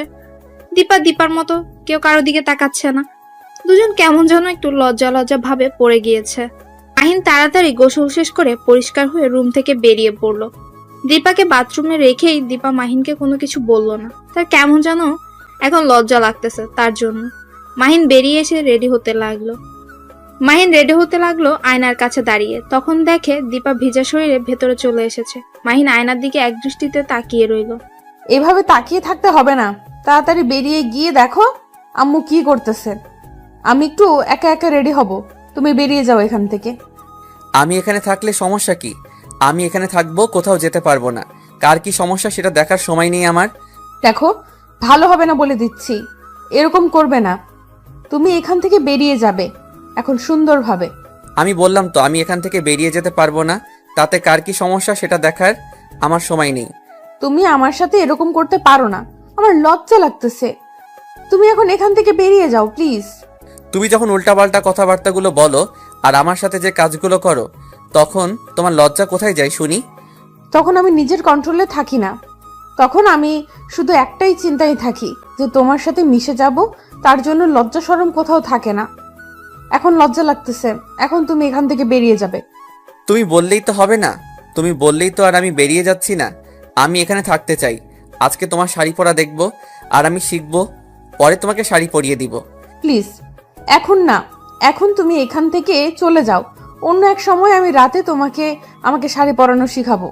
আমি এক্ষুনি শিখবো। আমি এখন কোথাও যাচ্ছি না, এখন শিখতে চাই। আমি শিখবো না, এখন শিখবো। দীপা আর কোনো কিছু বলল না। সে জানে যে মাহিন ভালোই জেদ ধরেছে, তাই দীপা কোনো কিছু না বলে সেখানে শাড়ি পরতে লাগলো। মাহিনও এক দৃষ্টিতে তার নাভির দিকে তাকিয়ে রইল, কিছু বলবে সেটাও বলতে পারছে না। মাহিন ধীরে ধীরে দীপার কাছে চলে আসলো আর এসে শাড়ির আঁচলটা নিজের হাতে নিয়ে নিল। সেটা দেখে দীপা অবাক হয়ে মাহিনের দিকে তাকিয়ে রইল, কিন্তু মুখ দিয়ে কোনো কথা বলছে না। মাহিন আস্তে আস্তে শাড়িটা হাতে নিয়ে দীপাকে শাড়ি পরিয়ে দিতে লাগলো। যখন শাড়ির কুচি দিয়ে দীপার কোমরে গুজে দিতে যাবে, তখন দীপার নিঃশ্বাস একদম ভারী হয়ে আসলো। দীপা ঠিকমতো নিঃশ্বাসও নিতে পারছে না, এতটাই ভারী হয়ে যাচ্ছে। আর তার বুকের ভেতর হার্টবিট অনেক দ্রুত চলছে, মনে হচ্ছে কেউ হাতুড়ি দিয়ে তার হার্টবিটকে পিটাচ্ছে। যখন মাহিন তার হাত দিয়ে দীপার পেটে একটু স্পর্শ করেছে, দীপা এক মুহূর্তের জন্য নিঃশ্বাস নেওয়া বন্ধ করে দিয়েছে। তার মনে হচ্ছে যে পৃথিবীটা থমকে দাঁড়িয়েছে এখন। মাহিন হাত সরিয়ে আনার পরও দীপা রোবটের মতো স্থির হয়ে দাঁড়িয়ে আছে। সেটা দেখে মাহিন অবাক হয়ে তাকিয়ে রইল। কি হলো, তুমি এইভাবে দাঁড়িয়ে আছো কিসের জন্য? আমি তো তোমাকে ছেড়ে দিয়েছি, এখনো কি আমার স্পর্শ অনুভব করতেছো নাকি? দীপা কি বলবে না বলবে ভেবে পাচ্ছে না। দীপা একদম লজ্জায় পড়ে গেল। মাহিনের প্রশ্নের উত্তর কি দিবে সেটাই ভেবে পাচ্ছে না, তাই সেখান থেকে চুপচাপ সরে গিয়ে আয়নার সামনে দাঁড়িয়ে পড়লো আর নিজেকে দেখতে লাগলো। তার স্বামী আজকে প্রথম তাকে শাড়ি পরিয়ে দিল, সেটা দেখতে কেমন লাগে, আর তার স্বামী ঠিকমতো শাড়ি পরাতে পেরেছে কিনা সেটা পরীক্ষা করার জন্য। কি হলো, আমার প্রশ্নের উত্তর দিচ্ছ না যে? এইভাবে ওইখানে গিয়ে দাঁড়িয়ে পড়লে কিসের জন্য বলো? এখন প্লিজ যাও এখান থেকে।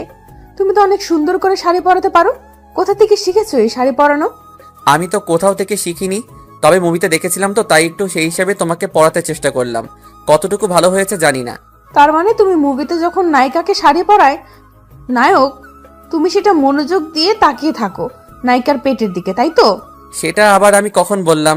আমি তো এমনিতেই দেখতে দেখতে অভ্যাস হয়ে গেছে, তাই আর কি সেই অনুমান অনুযায়ী তোমাকে পড়িয়ে দিলাম। এর থেকে বেশি কিছু না। তুমি কি বলতেছো এসব? অনেক হয়েছে, এখন চলো বাইরে গিয়ে দেখি আম্মু কি করতেছে। হয়তো নাস্তা রেডি করতেছে, কিন্তু আমাদের ডাকতে পারতেছে না লজ্জার কারণে। কালকে যেটা করেছি সেটা তো পুরোপুরি দোষ তোমার। তুমি হুদাই যেখানে সেখানে যে কাজগুলো করো, তোমার সাথে তো বের হওয়া মুশকিল। কোথায় কি করে বসো। আচ্ছা হয়েছে, এখন চলো বাইরে গিয়ে দেখি আম্মুর কি অবস্থা জানতে হবে।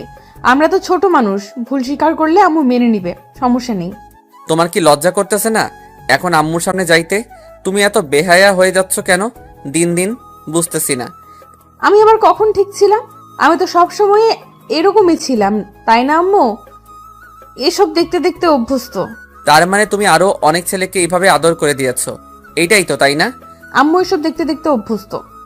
আমি এটা আবার কখন বললাম? আর আমি ভুলেও কোনো ছেলের কাছে যাইনি, আর ছেলেকে স্পর্শ করা তো দূরের কথা। অনেক জ্ঞান দিয়েছো, আর নিতে চাচ্ছি না। এখন তাড়াতাড়ি চলো বাইরে গিয়ে দেখি কি অবস্থা। তারপর দীপা আর মাহিন দুজনে বাইরে চলে আসলো।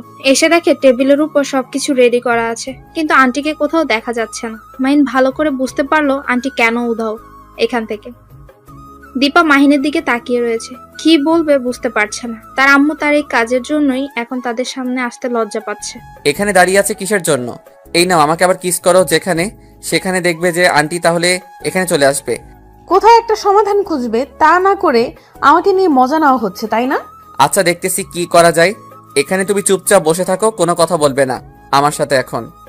কথাটা বলে মাহিন সেখান থেকে চলে গেল তার আন্টির রুমে গিয়ে দেখে তার আন্টি বিছানায় শুয়ে আছে আর কার সাথে যেন কথা বলছে ফোনে। তাই একটু গলা ঝাঁকি দিয়ে মাহিন ভেতরে প্রবেশ করলো। সেতু বেগম মাহিনকে দেখে ফোনটা রেখে উঠে বিছানার উপর বসে পড়লো আর মাহিনকে বিছানায় বসতে বলল তার কাছে। মাহিন লজ্জায় পড়ে গেল, কি বলবে ভেবে পাচ্ছে না। মাথা নিচু করে সেতু বেগমের পাশে বসে পড়লো মাহিন, কিন্তু মাহিন কি বলবে সেটাই ভেবে পাচ্ছে না, তাই চুপ করে রইল সে। আর তখনই দীপা সেই রুমে প্রবেশ করলো। মাহিন দীপার দিকে অবাক দৃষ্টিতে তাকিয়ে রইল। এই মেয়েটার আক্কেল জ্ঞান বলতে কিছুই নেই, এখন আবার সবাই একসাথে হয়েছে, এখন কি যে হবে বুঝতে পারছে না। মাহিন লজ্জায় মাথা নিচু করে রইল। আম্মু যা করছি, তুমি তার জন্য লজ্জা পাবে? আমরা ছোট, সেই হিসাবে যেটা করছি তুমি সেটা একটু ক্ষমার দৃষ্টিতে দেখবে, তা না করে অভিমান করে আছো। ব্যাপার কি? দীপার কথা শুনে দীপার আম্মু অবাক, তার সাথে মাহিন অনেকটা বেশি অবাক। কি বলতেছে দীপা, নিজেও জানে কি না। মাহিন সেখান থেকে সরে যেতে চাইলো, দীপা মাহিনের হাত ধরে সেখানে দাঁড় করিয়ে দিল। মাহিন অবাক দৃষ্টিতে দীপার হাতের দিকে তাকিয়ে আছে। মাহিন কাকে কি বলবে বুঝতে পারছে না, তাই চুপ করে সেখানে মাথা নিচু করে দাঁড়িয়ে রইল। সে লজ্জায় পড়ে গিয়েছে। তুমি কথা বলো, আমি বাহিরে তোমার জন্য অপেক্ষা করতেছি। আমার খুব ক্ষুধা পেয়েছে, আমি কিছু খেয়ে নেব তাড়াতাড়ি। তুমি যে এত বাহানা করতে জানো সেটা আজকে ভালো করে বুঝতে পারলাম। এখন চুপচাপ এখানে বসে থাকো, কোনো কথা বলবে না।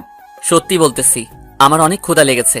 এমনিতে অসুস্থ থেকে সুস্থ হয়েছি, এখন তো একটু ক্ষুধা বেশি থাকবে, তাই না আন্টি? আচ্ছা, অনেক ড্রামা করলে। তোমরা দুজনে এখন চলো, গিয়ে নাস্তা সেরে নেওয়া যাক। তারপর তিনজন গিয়ে নাস্তার টেবিলে বসে পড়লো। সবাই একসাথে অনেক মজা করে নাস্তাও করে নিল। তারপর দীপা সেতু বেগমকে বলে যে আজকে তারা সারাদিন বাইরে ঘোরাফেরা করবে, বাইরেই নাস্তা করবে, বাইরেই সবকিছু করবে, সন্ধ্যার পর বাসায় ফিরবে। তাদের জন্য আজ যেন কোনো রান্না বাড়িতে না করা হয়। কথাটি বলেই দীপা মাহিনের হাত ধরে বাসা থেকে বেরিয়ে গেল। বাসা থেকে বেরিয়ে একটা রিক্সা দেখতে পেল, সেই রিক্সাতেই উঠে সারা শহরে ঘোরার জন্য রিক্সাওয়ালাকে কন্ট্যাক্ট করে নিল। রিক্সাওয়ালাও রাজি হয়ে গেল। তারপর রিক্সাওয়ালা তাদেরকে নিয়ে ঘুরতে লাগলো অজানা গন্তব্য। যেখানে দীপা যেতে চাইছে রিক্সাওয়ালা ঠিক সেখানেই নিয়ে যাচ্ছে। মাহিন শুধু অবাক দৃষ্টিতে দীপার দিকে তাকিয়ে আছে। সে এত জায়গা চেনে কিভাবে? সে তো এই এলাকাতেই বড় হয়েছে, কিন্তু এই এলাকার এই গলিগুলো তো কখনো আসা হয়নি। কিন্তু দীপা ঠিকই এসেছিল। কি ব্যাপার, তুমি আমার দিকে এভাবে অবাক দৃষ্টিতে তাকিয়ে আছো কিসের জন্য? বুঝলাম না। আমি কি কোনো ভুল কাজ করতেছি নাকি? সেরকম কোনো কিছু না, কিন্তু একটা জিনিস আমাকে খুব ভাবাচ্ছে। আমিও তো এই এলাকাতেই বড় হয়েছি ছোট থেকে, কিন্তু এই গলিগুলোতে কখন আসা হয়নি। তাই ভাবতেছি তুমি এত গালি করেছো আর আমি এখান থেকে কি ঘোড়ার ঘাস কাটলাম। দেখো, কথাটা কিন্তু যুক্তিযুক্ত, কারণ আমি অনেক জায়গায় ঘুরেছি আর তুমি তো অনেক জায়গায় ঘুরেছো। হিসেব করে দেখো, আমি বেশি ঘুরেছি। কি মজা! তোমার মতো তো আর আমি এই কাছাকাছি জায়গাগুলোকে ভোগ করিনি, আমি তো দূরে দূরে ঘুরতে গিয়েছিলাম। আমি কখনো তো আশেপাশের এলাকাগুলোতে ঘুরতে যাইনি। কথায় আছে না, যে দেশের কোনো কিছু উপভোগ না করেই বাইরের দেশে যাওয়া লেজেন্ডগুলো হলো আসল আবাল। তার মানে তুমি আমাকে আবাল বলে সম্বোধন করতেছো, তাই তো? এত বড় সাহস হলো কি করে তোমার? এখন কিন্তু এতটা অসুস্থ না যে তোমাকে কিছু বলতে পারবো না। তোমার সাহস দেখতেছি দিন দিন বেড়েই চলেছে। ভালো লাগলো তোমার এই স্বভাবটা। আমাকে না দেখিয়ে অন্যকে দেখালে হয়তো কাজে লাগবে। আমার কাছ থেকে অন্তত নিজের সাহসটা লুকিয়ে রাখার চেষ্টা করো। আমার রাগ উঠলে আমি মানুষ থাকি না, তখন তোমাকে কি বলবো, কি করব, নাকি পিটাবো হুঁশ থাকে না। এটা আমাদের বাড়ি না, আর আমরা এখন রাস্তায় আছি, আর একটা রিক্সাওয়ালা মামা আমাদের সাথে আছে। আর তুমি কি ব্যবহার করতেছো শুনি? অনেক হয়েছে, আর জ্ঞান নিতে চাচ্ছি না। মামা, আপনি একটা বিলের পাশে নামিয়ে দিন, আর আপনি আপনার ভাড়াটা নিয়ে চলে যান তো। আমরা এখন একটা নদীর ধারে যেতে চাচ্ছি। তারপর দীপা রিক্সাওয়ালা তাদেরকে নিয়ে একটা নদীর কাছে গিয়ে নামিয়ে দিল। রিক্সা ভাড়া নিয়ে সেখান থেকে চলেও গেল। আর দীপা নদীর কিনারা দিয়ে হেঁটে যাচ্ছে, সেটা দেখে মাহিন দীপাকে সেখান থেকে সরিয়ে নিল। মাহিনের ভয় করছে, যদি কি পড়ে যায় দীপা, তার জন্য। দীপা কিছু বলল না, চুপচাপ মাহিনের হাত ধরে নদীর পাড়ে হাঁটতে লাগলো। আর সে নদীর পাড়ের বাতাসগুলো, একদম মুক্ত খোলা বাতাসগুলো উপভোগ করতে লাগলো। দীপা নদীর ধারে একটুও থেমে থাকে না, সে এদিক ওদিক দৌড়াদৌড়ি করছে। সেটা দেখে মাহিন একটু অবাক হলো। সে ভাবতেছে দীপার আবার হঠাৎ কি হয়ে গেল যে ছোট বাচ্চাদের মতো স্বভাব করছে। কিছু বলতেছে না। মাহিন দীপাকে দীপার ইচ্ছে মতো ছেড়ে দিল। দীপা বেশ কিছুক্ষণ দৌড়াদৌড়ি করার পর একটা গাছের নিচে বসে পড়ল। মাহিন সেখানে গিয়ে তার পাশে বসে পড়ল। দীপা নিঃশ্বাস নিচ্ছে, মাহিনের কাঁধে নিজের মাথাটা রেখে। মাহিন কিছু না বলে চুপচাপ দীপার মাথাটা আলতো করে তার কোলে শুইয়ে দিল। এখন কোথায় যাবে বলো? সন্ধ্যা ঘনিয়ে আসবে, আর তখন থেকে কিছু খাইনি, ক্ষুধা লেগেছে। চলো না, ওই যে সামনের দোকান দেখা যাচ্ছে, গিয়ে দেখি, একটু খাওয়া যাক। আচ্ছা চলো, তাহলে গিয়ে দেখি কি আছে সেখানে। তারপর মাহিন আর দীপা দুজনেই দোকানের কাছাকাছি চলে আসলো। এসে দেখে কয়েকটা ছেলে সেখানে ভন্ডামি করতেছে। মাহিন সেখানে যেতে চাইলো না। দীপা জোর করে মাহিনকে নিয়ে গেল সেখানে। আর দীপা মাহিনকে বলতেছে তারা তাদের মতো থাকবে। মাহিন দেখে দোকানটা একটা বুড়ি বসে আছে। মাহিন দেখতে পেল কিছু রুটি আর কলা আছে। মাহিন সেখান থেকে রুটি আর কলা নিয়ে দীপার কাছে চলে আসলো। আমি হাত দিয়ে কোনো কিছু নিতে পারবো না, তুমি আমাকে খাইয়ে দিবে। এখন আর কোনো কথা বলতে চাই না। আমি যেটা বলবো সেটাই করবে এখন। আমরা এখন বাহিরে আছি, তুমি আমাকে সবসময় প্যারা দিতেই থাকবে, তাই না? একটু তো নিজে নিজে অনুভব করা উচিত। এখানে আমি কোনো কথা বলতে চাচ্ছি না। আমি এখন যেটা বলতেছি তুমি সেটা করবে, আর তাড়াতাড়ি এখান থেকে যেতে হবে। দেখো ছেলেগুলো আমার দিকে কিভাবে তাকিয়ে আছে, ইচ্ছে করতেছে জুতা পেটা করে দিই। এই জন্যই তো বললাম এখানে না থেকে চলো আমরা অন্য কোথাও গিয়ে নাস্তা করি। তুমি বললা এখানেই করবে, এখন আমার কি করার? তুমি যদি সাহস পাও বলো, তাহলে দেখো আমি গিয়ে ছেলেগুলোকে জুতা পিটা করে আসি, দেখবে আমার সাহস কত দূর। হয়েছে, থাক, আর সাহস দেখাতে হবে না। আমি কোন ঝামেলায় জড়াতে চাচ্ছি না। তুমি বললে অবশ্যই তাদের সাথে ঝামেলায় জড়াতে পারি, কিন্তু এখন কোনোভাবেই পসিবল না। ভিতুর ডিম কোথাকার, তোমার যে কত সাহস সেটা আমার জানা হয়ে গেল। কয়েকটা ছেলে থ্রেট করবে সেটাই পারতেছো না। তোমার যা ইচ্ছা তাই ভাবতে পারো। এখন চলো সন্ধ্যার সময় নদীর পাড়ে গিয়ে বসি, দেখবে যে সূর্য যখন অস্ত যাবে তখন নদীটা দেখতে কি সুন্দর লাগে। চলো। তুমি কি এর আগে এই নদীতে এসেছিলে? কত এসেছিলাম, গোসল পর্যন্ত করেছি। আমার সব বন্ধুরা মিলে এই নদীতে এসেছি। অনেক স্মৃতি রয়েছে আমাদের বন্ধুদের এখানে। আর এখন এই নদীটা একদম অপরিচিত হয়ে গেছে আমাদের কাছে। কতদিন ধরে এখানে আসি না। তাই নাকি? কোনো মেয়ে ছিল নাকি এখানে যে তার স্মৃতিগুলো তুমি এই নদীতে রেখেছো? যা বলেছো বলেছো, আর একটা উল্টাপাল্টা কথা বলবা না, বুঝছো? এখন চলো এখান থেকে, এখন বাসায় চলে যাব। তোমাকে যতক্ষণ এখানে নিয়ে থাকবো ততক্ষণ তুমি নানা ধরনের প্রশ্ন শুরু করবে আমাকে। সত্যি কথা বললে তো গায়ে লাগবেই, তাই না? সত্যি বলেছি তাই এখন জ্বালা দিচ্ছে তোমার। থাক, কিছু বলবো না। সত্যি কি বলতেছো তুমি? তুমি তো মিথ্যা বলতেছো, তার জন্য আমার গায়ে লাগতেছে। সত্যি বললে অবশ্যই আমার গায়ে লাগে না, সেটা তুমি ভালো করে জানো, তাই না? আচ্ছা, অনেক কথা হলো, এখন চলো আমরা গিয়ে নদীর ধারে গিয়ে বসে সৌন্দর্য উপভোগ করি। এখানে তোমার সাথে বকবক করে সন্ধ্যাটা মিস করতে চাই না। কথাটা বলে দীপা সেখান থেকে উঠে ওদের দিকে চলে যেতে লাগলো, আর মাহিন দোকানটার টাকাটা পরিশোধ দিয়ে দীপার পেছন পেছন যেতে লাগলো। দীপা গিয়ে আবার সেই গাছের নিচে বসে পড়েছে। মাহিনও পাশে বসলো। দীপা মুখ গম্ভীর করে বসে আছে, মাহিনের সাথে কোনো কথা বলছে না। সেটা দেখে বুঝতে পারলো যে দীপা তার উপর রেগে আছে। মাহিন একা একাই বকবক করেই যাচ্ছে, এটা বলছে ওটা বলছে। কি করছিল এখানে সে এসব কিছুই বলতেছে, কিন্তু দীপা এখনো তার মুখ দিয়ে কোনো কথা বের করছে না। মাহিন অবাক হলো, দীপা এত তাড়াতাড়ি নিজের মনকে পাল্টে নিল। সে এতক্ষণ তো তার সাথে ঠিকই বকবক করছিল, তাহলে এখন আবার নিজের মনকে পাল্টিয়ে নিল কিসের জন্য, বুঝতেছে না। মাহিন প্রচুর বিপদে পড়ে গেল। এই মেয়েটা রাগ করলে যে কিভাবে রাগ ভাঙাবে সেটাই জানে না, কিন্তু এখন তো রাগ ভাঙাতেই হবে, যে কোনো উপায়ই হোক। মাহিন সামনে এগিয়ে দীপার কোলে মাথা রেখে শুয়ে পড়লো। দীপা সেটা দেখেও না দেখার ভান করে নদীর দিকে তাকিয়ে রয়েছে। কি হলো, এত রাগ করার কারণ কি? আমার সাথে কথা বলবে না? দীপা তাও চুপ করে আছে। কেন কথা বলছে না মাহিনের সাথে? মাহিন কি বলবে বুঝতেও পারছেন। হঠাৎ করে তার এত পরিবর্তন হওয়ার কারণ কি? মাহিন দীপাকে কি বলবে না বলবে খুঁজে পাচ্ছে না, কারণ এর আগে কখনো মাহিন একটা মেয়ের রাগ ভাঙায়নি। তাই সে জানে না যে একটা মেয়ের রাগ কিভাবে ভাঙাতে হয়। মাহিন মহা মুশকিলে পড়ে গেল। কি করবে সে এখন বুঝতেছে না। কিভাবে যে তার মহারানী রাগ ভাঙাবে সে টেনশনেই মরে যাচ্ছে। দেখো আমি কখনো কোনো মেয়ের এইভাবে রাগ ভাঙাইনি যে আমি জানবো একটা মেয়েকে কি করলে তার রাগ ভাঙে। এখন তুমি যদি দয়া করে তোমার রাগটা কন্ট্রোলে না রাখো তাহলে কিন্তু রাগ ভাঙাতে পারবো না আমি। কুত্তা বিড়াল, তোর সাহস কি করে হয়? তুই আমাকে একা একা বাসায় রেখে তুই এই নদীতে এসেছিলি আর অন্য মেয়ের দিকে তাকিয়েছিলি, তার সাথে মজা নিয়েছিলি, তাই না? তোর সাহস কত বড়, তোর কলিজা কত বড়, আজকে দেখে নেব। বাসায় যা আগে।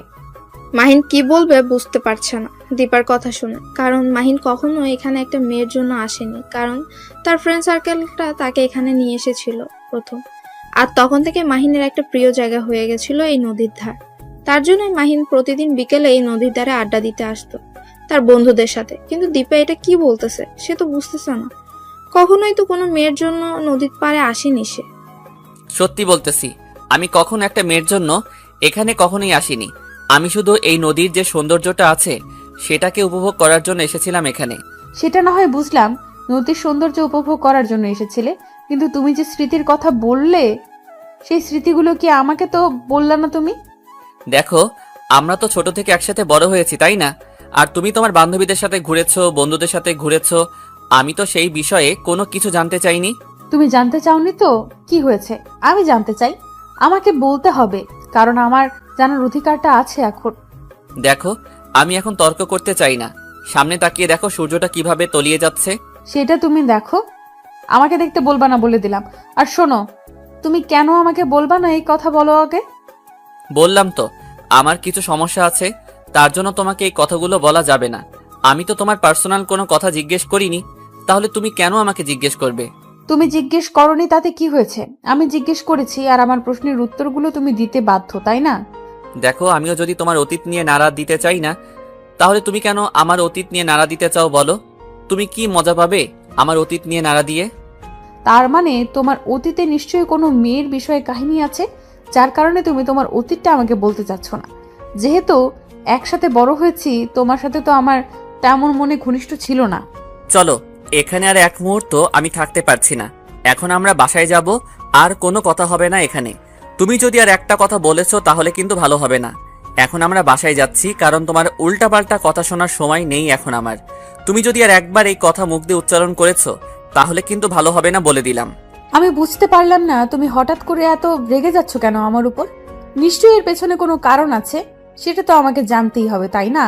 তুমি যদি না বলো তাহলে আমি কিভাবে জানবো? সেটা তোমাকে জানতে হবে না, কারণ আমি তোমাকে সেটা বলতে চাচ্ছি না। তুমি এখন বাসায় যাবে, এটাই হলো বড় কথা। আর যদি একটা কথা এখানে বলেছো তাহলে ভালো হবে না, বারবার বলতেছি। আমার রাগ তোলাবে না। তারপরও তুমি কিসের জন্য আমার সাথে এরকম করতেছো? আমি বুঝতে পারছি না, সামান্য একটা বিষয় নিয়ে তুমি আমার সাথে এত রাগারাগি করতেছো কেন, বুঝলাম না। নিশ্চয়ই এর ভেতরে গভীর কোনো রহস্য আছে, যার জন্য তুমি আমাকে এত থ্রেট করতেছো। বলতেছি না এখানে কোনো গভীর রহস্য নেই। আমি বলতেছি তো, আমি শুধু আমার স্কুলের বন্ধুদের সাথে এখানে আসতাম, তাও আবার ছেলে বন্ধু, কোনো মেয়ে না। আর তুমি যে কি ভাবতেছো সেটা দেখার এখন আমার সময় নেই, কারণ সন্ধ্যা পার হয়ে রাত হতে চলেছে। আর আন্টির কথা কি তোমার মনে নেই? তুমি আজকে যেটা করতেছো, আমার সাথে বাজে ব্যবহারটা করতেছো, সেটা আমি সত্যিই হতবাক। কেন তুমি আমাকে বুঝিয়ে বলতে পারতে, কিন্তু তা না করে তুমি আমার উপর চিল্লাচ্ছ, তাও আবার বাহিরে। আমি না হয় একটু মেন্টাল টাইপের মেয়ে, আমি না হয় তোমার উপর চিল্লাই, তোমার উপর রাগ দেখাই, কিন্তু তুমি তো আমাকে বুঝিয়ে বলতে পারো, তাই না? তুমি তো শান্ত স্বভাবের একটা ছেলে, তাহলে তুমি এরকম করতেছো কেন? আজকে বুঝলাম নিশ্চয়ই এর ভেতরে কোনো রহস্য আছে। এই নদীর পাড়ে তোমার এমন কোনো স্মৃতি আছে যেটা তুমি কখনো বলতে পারো না। আমার খুব মাথা যন্ত্রণা করতেছে। আমি আর এখানে এক মুহূর্ত থাকতে চাই না। এখন কি তুমি আমার সাথে বাসায় যাবে নাকি এখানে বসে থাকবে সেটা বলো। যদি বলো যে তুমি এখানে থাকবে, তোমাকে এখানে ছেড়ে চলে যাব। আমি তো ভাবতাম আমি একটা খারাপ মেয়ে, এখন তো দেখতেছি তুমি একটা খারাপ ছেলে, কারণ তুমি কোথায় আমাকে ভালো করবে আর তুমি আমাকে রাগ দেখাচ্ছ। আর কি বলতেছো, আমি যদি এখন একটু অভিমান করে এখানে বসে থাকি তাহলে তুমি আমাকে ছেড়ে যাবে? তুমি আমাকে তাহলে কি ভালোবাসো? আমি বলতেছি আমার মাথায় খুব যন্ত্রণা হচ্ছে, আমি আর এখানে থাকতে পারতেছি না। আমি এখন বাসায় যাব। তুমি কি যাবে নাকি এখানে বসে থাকবে সেটা তোমার ব্যাপার। তুমি যদি যেতে চাও তাহলে তাড়াতাড়ি চলে এসো। দীপা কি বলবে ভেবে পাচ্ছে না, কারণ মাহিনের এইরকম ব্যবহার সে কখনো কল্পনাও করতে পারেনি। মাহিন এভাবে কথা বলছে, তাও আবার সেটা দীপার সাথে। হ্যাঁ, একদমই দীপার কল্পনার বাহিরে। কারণ দীপা যতটা মাহিনকে চিনে, মাহিন খুব শান্তশিষ্ট একটা ছেলে, সে কখনোই এতটা রেগে যেতে পারে না। কিন্তু তার কি এমন হলো যে দীপার এই সামান্য প্রশ্নের জন্য সে এতটা রেগে যেতে পারে? তার পেছনে নিশ্চয়ই একটা গভীর ষড়যন্ত্র বা একটা রহস্য লুকিয়ে আছে। সেটা কি দীপা সেটা জানে না, আর জানতে চাওয়ার জন্য প্রশ্ন করাতে মাহিন এতটা রেগে গিয়েছে। তাই দীপা ভাবছে মাহিনের কি হয়ে গেল, আর এত পরিবর্তনই বা কেন হলো। দীপা আর কোনো কথা না বলে নিজেকে কন্ট্রোলে রাখলো, কারণ দীপা মেন্টাল টাইপের মেয়ে, সবাই ভালো করেই জানেন হয়তো। গল্পটা শোনার পর থেকে বুঝতে পেরেছেন। আর মাহিন এখন যেটা করছে সেটা দীপার ক্ষেত্রে মেনে নেওয়া কখনোই পসিবল না, কিন্তু তারপরও দীপা নিজেকে কন্ট্রোলে রাখছে। মাহিনের হাত ধরে চলতে লাগলো হাসি মুখে, মনে আছে একটু আগে কিছুই হয়নি, এরকম একটা মনোভাব নিয়ে দীপা মাহিনের হাত ধরে হাঁটছে। তারপর দীপা আর মাহিন একসাথেই রাস্তায় কোনো প্রকার কথা বলেনি, কারণ সে রাস্তায় কোনো প্রকার ঝগড়া করতে চাচ্ছে না। যা কথা হবে বাসায় গিয়ে শান্তশিষ্টভাবে কথা হবে।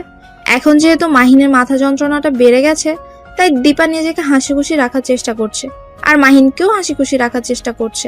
কারণ ডাক্তার বলেছে মাহিনকে উত্তেজিত হতে দেওয়া যাবে না, তাহলে বড় ধরনের একটা দুর্ঘটনা ঘটে যেতে পারে তার সাথে, যার কারণে নিজেকে কন্ট্রোলে রাখতে হচ্ছে।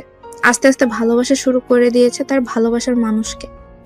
সে চায় না তার ভালোবাসার মানুষের কোনো ক্ষতি হোক, সে ক্ষতি হতে দিতে পারে না। তারপর একটা রিক্সা করে সন্ধ্যাটা উপভোগ করতে করতে দীপা আর মাহিন দুজনেই হাসি খুশিভাবে বাসায় ফিরে আসলো। তাদের হাসি দেখে সেতু বেগমের মনে প্রশান্তি বিরাজ করতে লাগলো। কি ব্যাপার, তোমরা তাড়াতাড়ি চলে আসলে যে? আমি তো ভেবেছিলাম অনেক রাত হবে আর আমাকে অনেক রাত তোমাদের জন্য অপেক্ষা করতে হবে, কিন্তু তো আমার ভাবনা ভুল করে দিয়ে তোমরা সন্ধ্যার মধ্যেই বাসায় ফিরে আসলে। ব্যাপার কি, এত তাড়াতাড়ি তোমাদের ঘোরাঘুরি শেষ? আসলে আন্টি হয়েছে কি, আমার মাথায় যন্ত্রণা করতেছে তো তার কারণে চলে আসলাম। বাইরে থাকতে ইচ্ছা করতেছে না, এমনিতেই যানবাহনের যত শব্দ সব মাথার ভিতরে লাগতেছে, তার জন্য বাসায় ফিরে আসলাম। কি বলতেছো তুমি? তোমার মাথার যন্ত্রণা হচ্ছে? তুমি গিয়ে বিশ্রাম নাও, আর তোমাকে দাঁড়িয়ে থাকতে হবে না এখানে। আর হ্যাঁ, আর কখনো আমাকে আন্টি বলে ডাকবে না, এখন থেকে আম্মু ডাকবে। আমারও তো ইচ্ছে করে যে তোমার মুখ থেকে আম্মু ডাক শোনার, তাই না? আচ্ছা, তাহলে এরপর থেকে আন্টি না ডেকে আম্মু বলে ডাকবো, সমস্যা নেই। এখন তাহলে আমি একটু রুমে যাচ্ছি। আমার কেমন জানি মাথায় খুব যন্ত্রণা হচ্ছে, হয়তো বিশ্রাম নিলে ঠিক হয়ে যাবে। আর আমার কি ওষুধ বাসায় আছে? তোমার রুমে আমি একটু আগে ওষুধ রেখে আসলাম। একবার তোমার রুমে গিয়েছিলাম, গিয়ে দেখি তোমার ওষুধ শেষ হয়েছে, তাই আমি একটু বাইরে গিয়েছিলাম একটু কাজে। সেখান থেকে ফেরার পথে তোমার জন্য ওষুধগুলো নিয়ে এসেছি। যাও, সেখান থেকে কিছু ওষুধ খেয়ে নাও। আচ্ছা, আমি তাহলে রুমে যাচ্ছি। দীপা, তুমি আম্মুর সাথে কথা বলো, তার সাথে রান্নার কাজে সাহায্য করো। আমি একটু বিশ্রাম করি, তারপর খাবার সময় আমাকে ডেকে নিয়ে এসো, সবাই একসাথে খাবার খাবো। দীপা মাহিনের সাথে কোনো কথা বলল না। মাহিন সেখান থেকে চলে গেল। দীপা গম্ভীর হয়ে গিয়ে তার আম্মুর কাছে বসে পড়ল।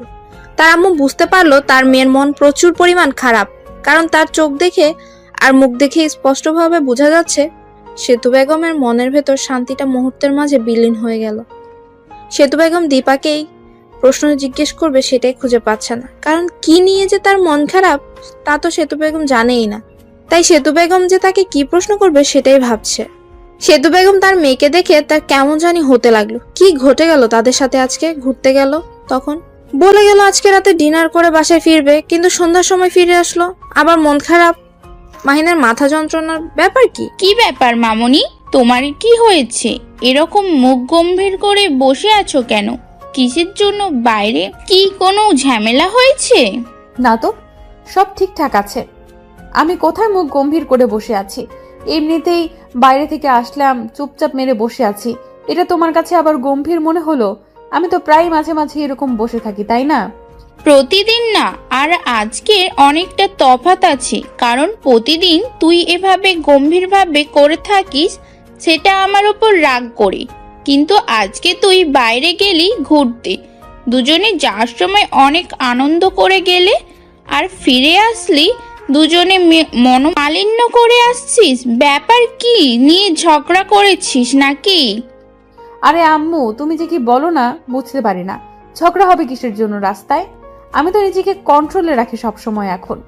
সেটা তো জানি, এখন আমার মেয়ে লক্ষ্মী হয়ে যাচ্ছে দিন দিন, আগের থেকে অনেক ভালো হয়ে যাচ্ছে। আর জামাই তো এখন বাবা মাকে ভুলেই যেতে ধরেছে প্রায়, তাদের সাথে কোনো কথাই বলে না, তাদেরকে সময় দেয় না।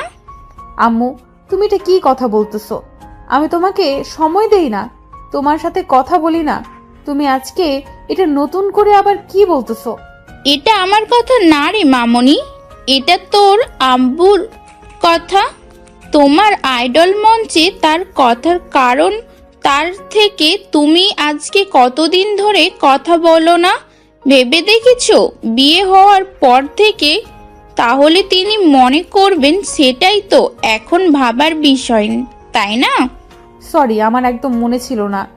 এখন কি আব্বু ঘুমিয়ে পড়েছে নাকি এখনো জেগে আছে তুমি কি জানো?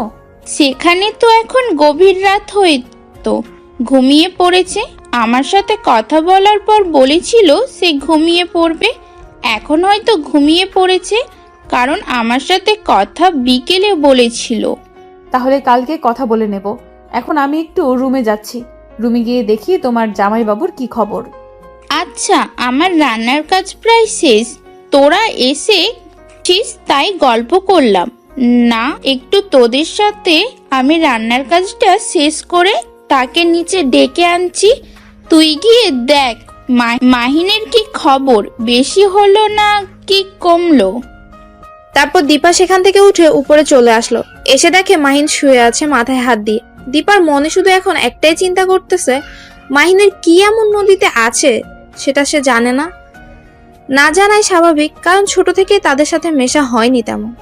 তারপর দীপা গুটি গুটি পায়ে মাহিনের মাথার কাছে গিয়ে বসে পড়লো, আর দীপার এক হাত মাহিনের মাথার উপর দিল। মাহিনের মাথায় হাত বুলিয়ে দিতে লাগলো। মাহিন চোখ খুলে তাকিয়ে দেখে দীপা তার পাশে বসে আছে। মাহিন দীপাকে দেখে শক্ত করিয়ে জড়িয়ে ধরলো। সেটা দেখে দীপা অবাক হয়ে গেল। মাহিনের ভিতর কি এমন চলছে সেটা দীপাকে জানতেই হবে। আচ্ছা, তুমি আমাকে একটা কথা বলবে, তোমার কি হয়েছে? তোমার ভিতর কি চলতেছে? আর তুমি সেই নদীর পাড় থেকে আসার পর থেকে দেখতেছি তোমাকে অন্যরকম দেখাচ্ছে। যতই তুমি আমাকে দেখানোর হাসি খুশি থাকো না কেন, আমি জানি এখন তোমার মনের খবরটা বুঝতে পারি। বলো না কি হয়েছে? আমার কিছু হয়নি। আমার ফ্রেন্ডগুলোর কথা খুব মনে পড়ে যাচ্ছে, তাই খুব মনটা খারাপ হয়ে যাচ্ছে। কারণ তাদের সাথে কতদিন আড্ডা দিয়েছিলাম, কতই না। দেখো, আমার সাথে চাপাবাজি করে কোনো কাজ হবে না, কারণ আমি জানি তোমার নিশ্চয়ই কোনো একটা রহস্য আছে এই নদীর তীরে। বলো না কি আছে সেখানে। তোমাকে আর কত করে বলবো, সেখানে আমার কোনো কিছুই নেই, কোনো স্মৃতি নেই, কোনো কিছুই নেই। শুধু যে স্মৃতিগুলো আছে সেগুলো আমার ফ্রেন্ড সার্কেলদের নিয়ে। আচ্ছা, আজকে যাদের জন্য তুমি কষ্ট পাচ্ছ, তারা কি তোমার জন্য কষ্ট পাচ্ছে? তারা তো কষ্ট পাচ্ছে না, তারা তো দিব্যি আছে। তাহলে তুমি কেন কষ্ট পাবে তাদের জন্য? আমি কোথায় কষ্ট পাচ্ছি? আমি তো দিব্যি আছি, তোমার সাথে চুটিয়ে প্রেম করতেছি। আমি আবার কোথায় কষ্টে থাকলাম? দেখো, ফাজলামি করবে না সব সময়, কিন্তু আমার ফাজলামি ভালো লাগে না। বলো না কি হয়েছে তোমার। মাহিন কিছু না বলে চুপ হয়ে গেল, কারণ মাহিন তাকে কি জবাব দেবে। মাহিনের সাথে সেই নদীর তীরে যেটা ঘটেছে সেটা কাউকে বলার মতো না। এমনকি সে কথাগুলো নিজে ভাবতেও কেমন যেন ভয় লাগে। তাই মাহিন চুপ করে রইল, আর সেই কথাটা স্মৃতিচারণ করতে লাগলো মনে মনে। মাহিন হঠাৎ করে চমকে উঠল। মাহিন চমকে ওঠা দেখে দীপাও কিছুটা ভয় পেয়ে গেল। কি হয়েছে তোমার? এরকম করলে কিসের জন্য? তুমি কি কোনো কিছু দেখে ভয় পাচ্ছ, বা তোমার কোনো কিছুতে কি সমস্যা? আরে বলো না তোমার কি হয়েছে। আমি বুঝতেছি না তো, আমার খুব ভয় লাগছে তোমাকে নিয়ে। তোমার কি হয়েছে আমাকে বলবা না তুমি? কই, আমার তো কিছু হয়নি, আমি একদম ঠিক আছি। তুমি কি বলতেছো? আমি তো ঠিক আছি, আমার তো কোনো কিছু হয় নাই। তুমি কি বলেছো আমি বুঝতেছি না তো। দেখো, এরকম ন্যাকামি করবে না। তোমার কি হয়েছে বলো, আমার খুব টেনশন হচ্ছে তোমাকে নিয়ে। তোমার কখন কি হয়ে যায় বুঝতেছি না, আমার খুব টেনশন হচ্ছে, বারবার বলতেছি। তারপরেও তুমি আমার সাথে এরকম মজা করতেছো, কিছুই বুঝি না। তুমি বললে তোমার সমস্যা কি আমাকে বলতে হবে তো, তাই না? আমার তো জানার অধিকার আছে। তুমি সত্যি আজব কথাবার্তা বলতেছো। আমার তো কিছু হয়নি যে আমি তোমাকে সেটা বলবো। আমার তো অতীতের তেমন কোনো ঘটনা নেই বা রহস্য নেই যেটা তোমাকে বলবো। আমি তো একদম স্বাভাবিক ছিলাম। তুমি আর আমি ছোট থেকে একসাথে বড় হয়েছি, তারপর তুমি বুঝতেছো না? আমার যদি কোনো কিছু ঘটে যেত তাহলে নিশ্চয়ই তো তুমি জানতে পারতে, তাই না? বুঝতে পারতেছি, তুমি এইভাবে আমাকে বলবে না, তাই না? আচ্ছা, বলতে হবে না। আমি আর এই বিষয় নিয়ে তোমাকে কোনো কথা বলবো না। তোমাকে আমি সুস্থ দেখতে চাই। তুমি যদি এটা নিয়ে কোনো টেনশন করেছো তখন দেখবে। আমি তো কোনো কিছু নিয়ে টেনশন করি না। তুমি আমাকে টেনশন দিচ্ছ কারণ তুমি বারবার এটা বলতেছো। আর কি কি বলতেছো? আমার তো তোমাকে নিয়ে টেনশন হচ্ছে। তোমার মাথায় কোনো সমস্যা হলো না তো? একদম ভালো হবে না বলে দিচ্ছি। পিটানি শুরু করে দিব। আমার খুব খারাপ লাগতেছে তোমার এই ব্যবহারগুলো, কেন জানি মেনে নিতে পারতেছি না। দেখো, আচ্ছা হইছে, আর মেনে নিতে হবে না। এখন আমাকে একটু আদর করে দাও তো। আমার খুব আদর খেতে ইচ্ছা করতেছে। তোমার সেই নরম হাতের একটু গরম আদর এখন পেতে চাই। একটু গরম করে দিবা আমাকে? এখন কোনো মজার মুডে আমি নেই যে তোমাকে আমি মজা দেব এখন, বুঝছো? এখন আমি অনেক টেনশনে আছি, আমাকে আমার মতো থাকতে দাও। তুমি শুয়ে আছো, শুয়ে থাকো। আমি এখন কাউকে গরম করতে পারবো না। কে বলেছে তুমি গরম করতে পারবে না? তুমি পারবে গরম করতে। এইভাবে গোমরা হয়ে বসে আছো কিসের জন্য? আসো না, একটু গরম হয়ে যাই। বলছি না হবে না, তারপরেও এরকম করতেছো কিসের জন্য? আমার সাথে চুপচাপ যেখানে শুয়ে আছো সেখানে গুটিসুটি মেরে শুয়ে থাকো। এখন আমি নিজেই বলতেছি, এখন কাছে আসবে না, তাই তো? যখন তুমি কাছে আসতে চাইবে তখন দেখবে যে আমি তোমাকে কাছে টেনে নেব না। তখন দেখবো মজা কাকে বলে। আমার যখন ইচ্ছা হবে আমি সবকিছু জোর করে নিতে পারি, এটা কাউকে বলতে হবে না। তার মানে তুমি বোঝাতে চাচ্ছ এখন আমিও তোমাকে জোর করে সবকিছু করি, তাহলে তোমার ভালো লাগবে তাই না? আচ্ছা তাহলে সেটাই করতেছি। দেখো, একদম ভালো হবে না। তুমি আমাকে এখন স্পর্শ করবে না, ভালো লাগতেছে না, আমার খুব টেনশন হচ্ছে। আর তুমি দেখো, আমি এখন কোনো কথা শুনতে চাচ্ছি না, তাড়াতাড়ি এখানে শুয়ে পড়ো, তাহলে খুব ভালো হয়, কারণ আমার এখন জড়িয়ে ধরতে ইচ্ছা করতেছে কাউকে। আমি এখন শুয়ে পড়তে পারতেছি না। আমি বলেছি না আমি বাইরে যাচ্ছি, আম্মুকে রান্নার কাজে সাহায্য করব। তুমি তো বলে আসলে একটু আগে, তাই না? আমি বলে এসেছিলাম, তাহলে তুমি আবার ঘরে আসলে কিসের জন্য? ঘরে যেহেতু এসেছো তাহলে একটু আমাকে চুম্মাচাটি দিয়ে যাও। দেখো, একদম ভালো হবে না, লুচ্চামি বন্ধ করো। আর একটা যদি লুচ্চামির কথা বলেছো তাহলে কিন্তু ভালো হবে না বলে দিচ্ছি। লুচ্চামির কি হলো এখানে? স্বামী স্ত্রী আমরা, এখানে লুচ্চামির কথা কোথা থেকে আসবে শুনি? আমি কি অন্য মেয়ের দিকে তাকাচ্ছি, নাকি তুমি চাও আমি অন্য মেয়ের কাছে চলে যাই? একদম এরকম কথা যদি মুখ দিয়ে উচ্চারণ করেছো না, তাহলে পিটাইতে পিটাইতে মুখ ভেঙে ফেলবো। মানুষ চেনো তুমি? আমাকে অন্য মেয়ের কাছে যাবে কিসের জন্য? আমাকে রেখে অন্য মেয়ের কাছে যাবে কিসের জন্য? আমার কাছে কিসের অভাব পড়েছে নাকি? আমার কাছে কি অভাব পড়েছে নাকি? অভাবে তো পড়েছে, তা না হলে এত জোর করতেছি তারপরও তুমি আমাকে একটু আদর করে দিচ্ছ না। মনে হচ্ছে যে অভাব পড়ে যাচ্ছে দিন দিন, তার জন্য তুমি আমাকে আদর করে দিচ্ছ না, তাই তো? মাহিনের কথা শুনে দীপার রাগ একদম চরম পর্যায়ে উঠে গেল। দীপা মাহিনের এ কথাটা কেন যেন মেনে নিতে পারছে না, কিন্তু মাহিন যেটা শুরু করে দিয়েছে সেটা দীপা কোনোভাবেই মেনে নিতে পারছে না। কারণ দীপার এখন এসব না করাই ভালো। যে কোনো সময় দীপার আম্মু ডাক দিতে পারে, তার জন্যই দীপা নিজের রাগটাকে কন্ট্রোল করার চেষ্টা করছে, কিন্তু মাহিনের কথা শুনে আবার নিজের কন্ট্রোলও হারিয়ে ফেলতেছে বারবার। হঠাৎ করে দীপা মাহিনের চুল হাতের মুঠোয় নিয়ে মাহিনের ঠোঁটে নিজের ঠোঁট বসিয়ে দিল। আর মাহিন একদম অবাক হয়ে চোখ বড় বড় করে দীপার দিকে তাকিয়ে রইল। মাহিন শুধু দীপার সাথে একটু মজা করছিল আর দীপাকে একটু রাগাচ্ছিল, কিন্তু দীপা যে বিষয়টা সিরিয়াসলি নিয়ে নেবে মাহিন কল্পনাও করতে পারেনি। আর মাহিন চেয়েছিল যে দীপাকে রাগিয়ে দিতে, আর দীপা নিজের কন্ট্রোল হারিয়ে ফেলে মাহিনের ঠোঁটে নিজের ঠোঁট বসিয়ে দিয়ে উড়াধুরা কিস করতে লাগলো। মাহিনও কম কিসের, মাহিনও শুরু করে দিল সবকিছু, কারণ তারা তো স্বামী স্ত্রী, তাদের তো সবকিছুই বৈধ, এখানে যা চলবে সবই বৈধ। তাই মাহিন নিজেকে কন্ট্রোল না করে নিজের বউকে ভালোবাসা দিতে ব্যস্ত হয়ে পড়লো। দীপা মাহিনের ঠোঁটের 12টা বাজিয়ে মাহিনের ঠোঁট ছেড়ে দিল। তারপর দীপা নিজের শরীর মাহিনের শরীরের উপর এলিয়ে দিল। এরপরও কি তুমি বলবে যে আমার মাঝে ভালোবাসার অভাব আছে? যদি আর কোনো দিন এই কথা বলেছো তাহলে দেখবে সেদিন তোমার কি অবস্থা করে ছেড়ে দেই। এটা কি করলে তুমি? তুমি আমার ঠোঁটের 12টা বাজিয়ে ছেড়ে দিলে। দেখো কি কামড়টা দিয়েছো, রক্ত বের হচ্ছে। রক্ত বেরোচ্ছে, ভালোই হচ্ছে, কারণ তোমার না খুব শখ আমার আদর খেতে। এখন দিলাম গরম করে, সারাদিন গরম থাকবে। কেমন হলো? তুমি আমার সাথে মজা করতেছো তাই না? আমার ঠোঁটের 12টা বাজিয়ে ছেড়ে দিবে, এখন আবার যাতা বলতেছো? অনেক হয়েছে, এখন যাও গোসল করে নাও। আর আমি দেখি আম্মুর রান্না কত দূর। আম্মুর নাকি রান্না প্রায় শেষ হয়েছিল, তাই আমাকে রুমে পাঠিয়ে দিয়েছিল তোমার সেবা করার জন্য। আর তুমি যেটা করতেছো আমার সাথে, সেটার বদলে যে তোমার কি করা উচিত। তাই নাকি?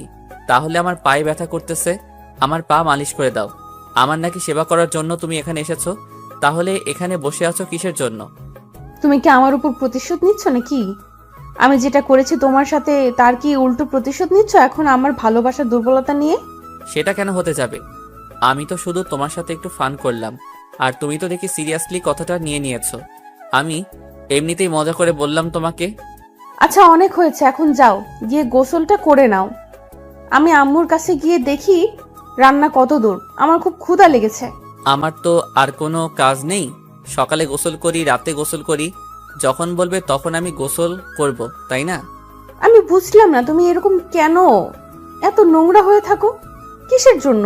তুমি বাহিরে কতক্ষণ ঘোরাঘুরি করলে, নদীর ধারে গেলাম, কত ধুলো বালি জমে আছে, আর তুমি এখন বলতেছো গোসল করবে না? এটা কি করে হয়? দেখো, এই নোংরা মানুষটার সাথে তোমাকে সারা জীবন কাটাতে হবে। এখন যদি ইচ্ছা হয় তাহলে থাকো, না হলে চলে যেতে পারো তোমার রুমে। যাও, আমি আমার রুমে আছি। আচ্ছা আমি বাইরে যাচ্ছি এখন, এসে যেন দেখি গোসল করো নাই, তারপর দেখবে কি করি। এখন কিছু করব না, বোঝো নাই? এখন আমি বাইরে যাচ্ছি, এখন আর কারোর সাথে কথা বলার ইচ্ছে নেই আমার। এখন আমিও কারোর সাথে কথা বলতে চাই না, এখন আমি একা থাকতে চাই। এখানে এসে বকবক করার কি আছে? আমি তো তার কথা শুনি না, আমি কানে তুলো দিয়েছি। ভালো হবে না বলে দিচ্ছি। তুমি যদি আরেকবার আমার সাথে এরকম করেছো তাহলে সত্যি সত্যি কিন্তু কি যে করব বুঝতেছি না, তাই চুপ থাকো। মাহিন চুপ করে রইল, আর কোনো কথা বলল না। দীপাও রুম থেকে বেরিয়ে গেল। সেতু বেগম রান্নার কাজ শেষ করে টেবিলের উপর সবকিছু সাজিয়ে রাখছে, আর তার মেয়েকে দেখে কিছু বলল না, চুপচাপ তার মতো কাজ করে যাচ্ছে। সেটা দেখে দীপা বুঝতে পারলো তার আম্মু নিশ্চয়ই কোনো একটা কারণে তার উপর একটু রেগে আছে। কি করলে আবার দীপা যে তার আম্মু তার উপর রেগে গিয়েছে? দীপা কথাটা ভাবতেছে, কিন্তু খুঁজে পাচ্ছে না যে কি করবে। আবার তার জন্য তার আম্মু তার উপর রাগ দেখাচ্ছে, সেটাও তো খুঁজে পাচ্ছে না। দীপা এখন কি করা যায়? কথাটা মনে মনে ভাবতে ভাবতে দীপা তার আম্মুর সামনে গিয়ে দাঁড়িয়ে পড়ল। তার আম্মুকে কোনো কাজ করতে দিচ্ছে না সে। এখন আমার এখানে এসে লাভ কি? আমার তো রান্নার কাজ শেষ, তাই না? তুই কেন আসছিস? তোর জামাইয়ের কাছে থাক, আমার এখানে আসার কি দরকার ছিল? তার কাছেই থাক, এখন তো আমাদের লাগে না তোকে। ও আচ্ছা, তাহলে এই ব্যাপার। আগে বলবা না। আমার তো ফোন ছিল না, কারণ তোমার জামাইয়ের সেবা করলাম। সেবা করছিস, ভালো কাজ করছিস। এখন যা, গিয়ে তাড়াতাড়ি ফ্রেশ হয়ে নিচে আয়, একসাথে সবাই নাস্তা করব। আমার খুব ক্লান্ত লাগছে, ঘুমিয়ে পড়বো। আমি পারবো না, তুমি গিয়ে তোমার জামাইকে ডেকে নিয়ে আসো। আমি পারবো না। আমার মেয়ের জামাই না, তোমার মেয়ের জামাই। তোমার ঠাকা, আমার ঠাকা না। বেশ রকম কথা বলতে পারবো না, যেটা বলছি সেটাই কর। ভালো লাগছে না, বললাম না, মাথার যন্ত্রণা করছে।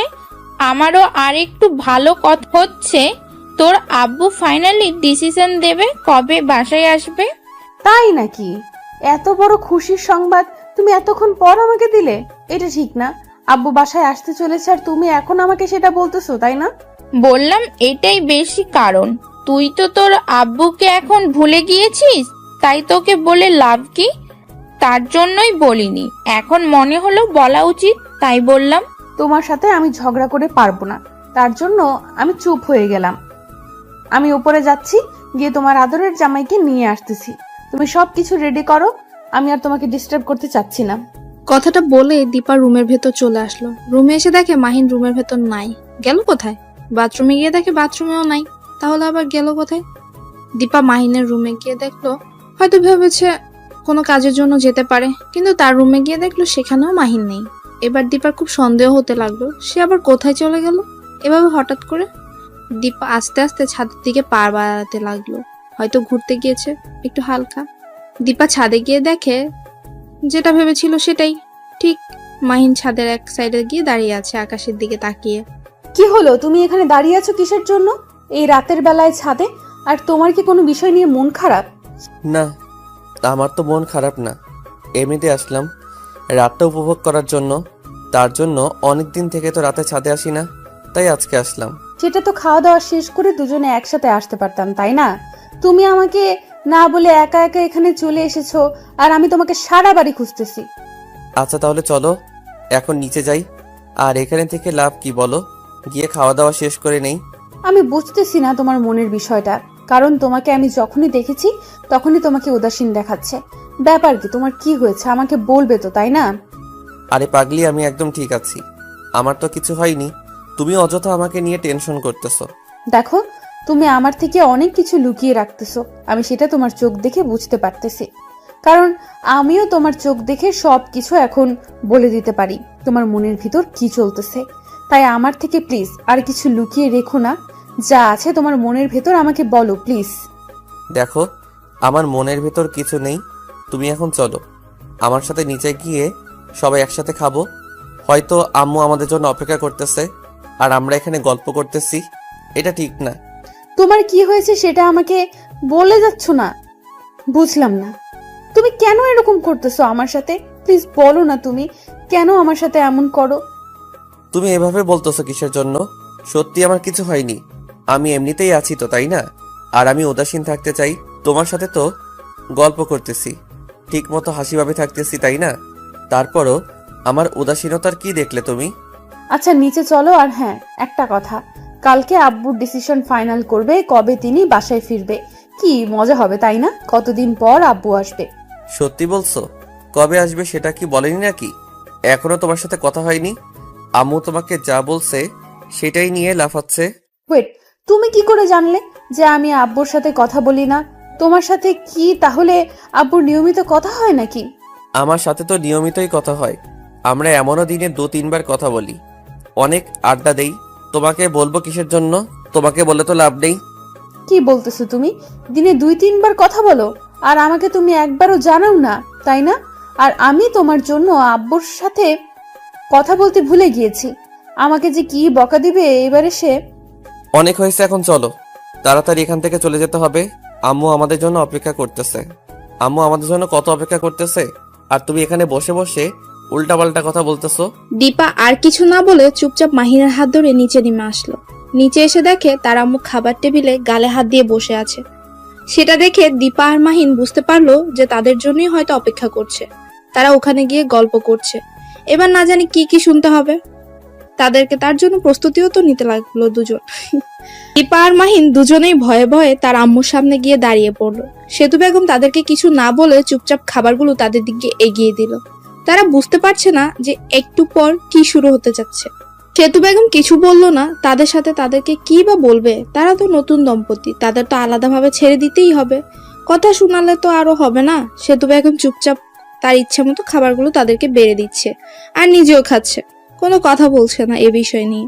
সেটা দেখে দীপা মাহিনের দিকে তাকাচ্ছে, মাহিন দীপার দিকে তাকাচ্ছে, কিন্তু কারো মুখ দিয়ে কোনো প্রকার কথা বেরোচ্ছে না। সবাই যার যার মতো খাবার খাচ্ছে, কেউ কোনো কথাই বলছে না। সেতু বেগম মাহিনকে আর দীপাকে সবকিছু দিতে লাগলো। মাহিন দীপার দিকে তাকাচ্ছে, কিন্তু কিছু বলতে পারছে না। কি জানি কি বলবে, তার জন্য চুপ করে রইলো আর মাথা নিচু করে দীপা আর মাহিন দুজনেই খেতে লাগলো। খাবার খাওয়া শেষ করে সেতু বেগম দীপাকে বলে নিজের রুমে চলে গেল আর দরজা বন্ধ করে দিল। দীপা আর মাহিন অবাক হয়ে তার দুজনের দিকে তাকিয়ে রইল। মন খারাপ নাকি তার? কিন্তু কেউ কিছু বললো না কেন? চুপ করেই রইল। এখানে সব দোষ তোমার। আমি তোমাকে কতবার বললাম চলো নিচে যাই নিচে যাই, তুমি একটার পর একটা প্রশ্ন করেই যাচ্ছ, একটার পর একটা কথা বলেই যাচ্ছ। এখন কি হলো এটা দেখতেই পাচ্ছ তো, তাই না?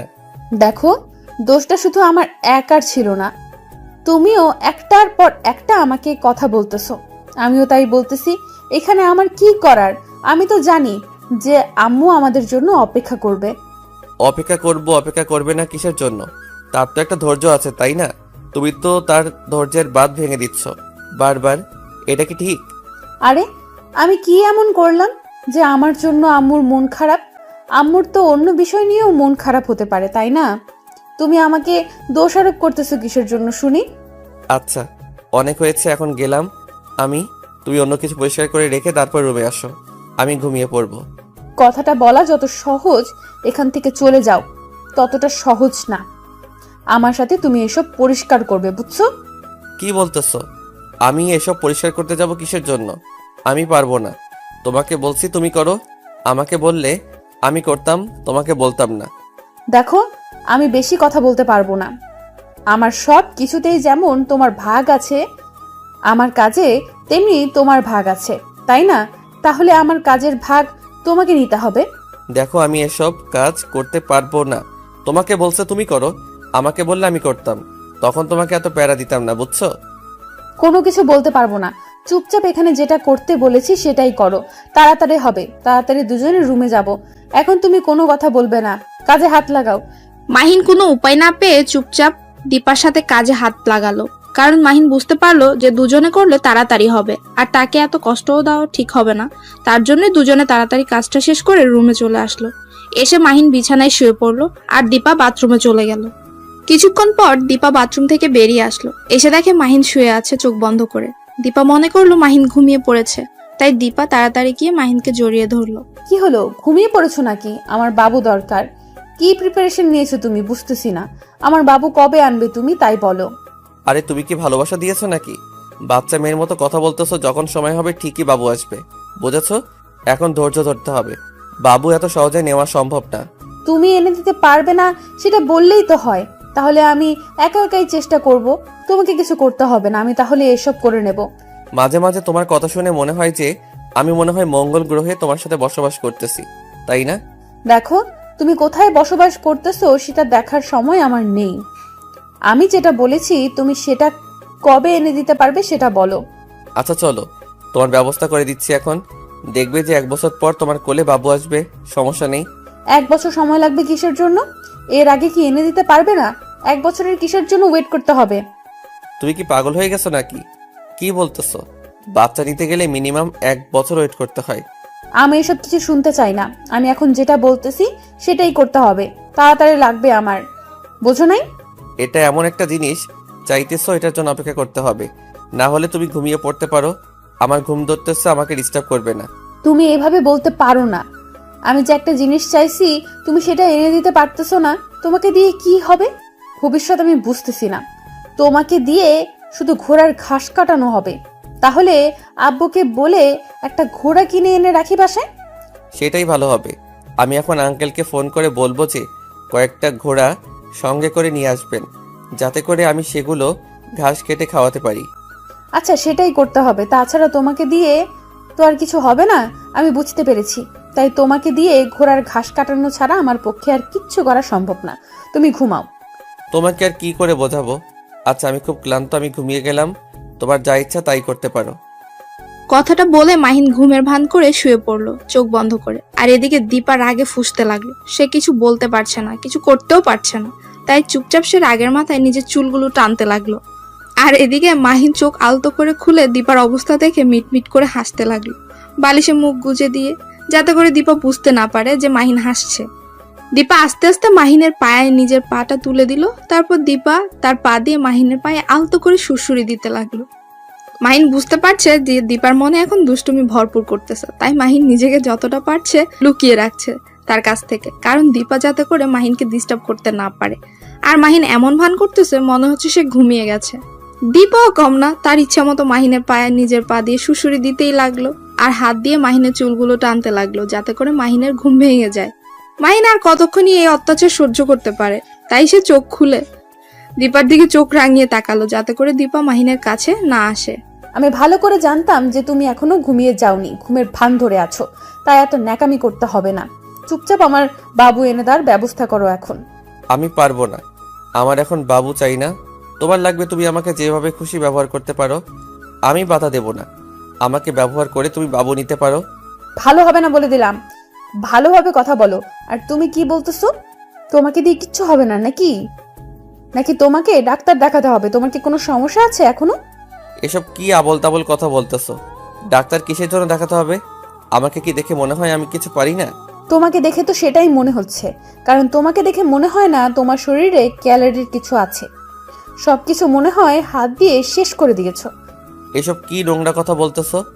বুঝতেছি না। হাত দিয়ে শেষ করে দিয়েছি মানে কি বোঝাতে যাচ্ছ বলো? হয়েছে, থাক। এখন আমাকে আদর করে দাও। এর থেকে বেশি কিছু বলতে পারবো না, কারণ বেশি বললে আবার তোমার গায়ে লাগে, তাই না? তার থেকে না বলাই ভালো।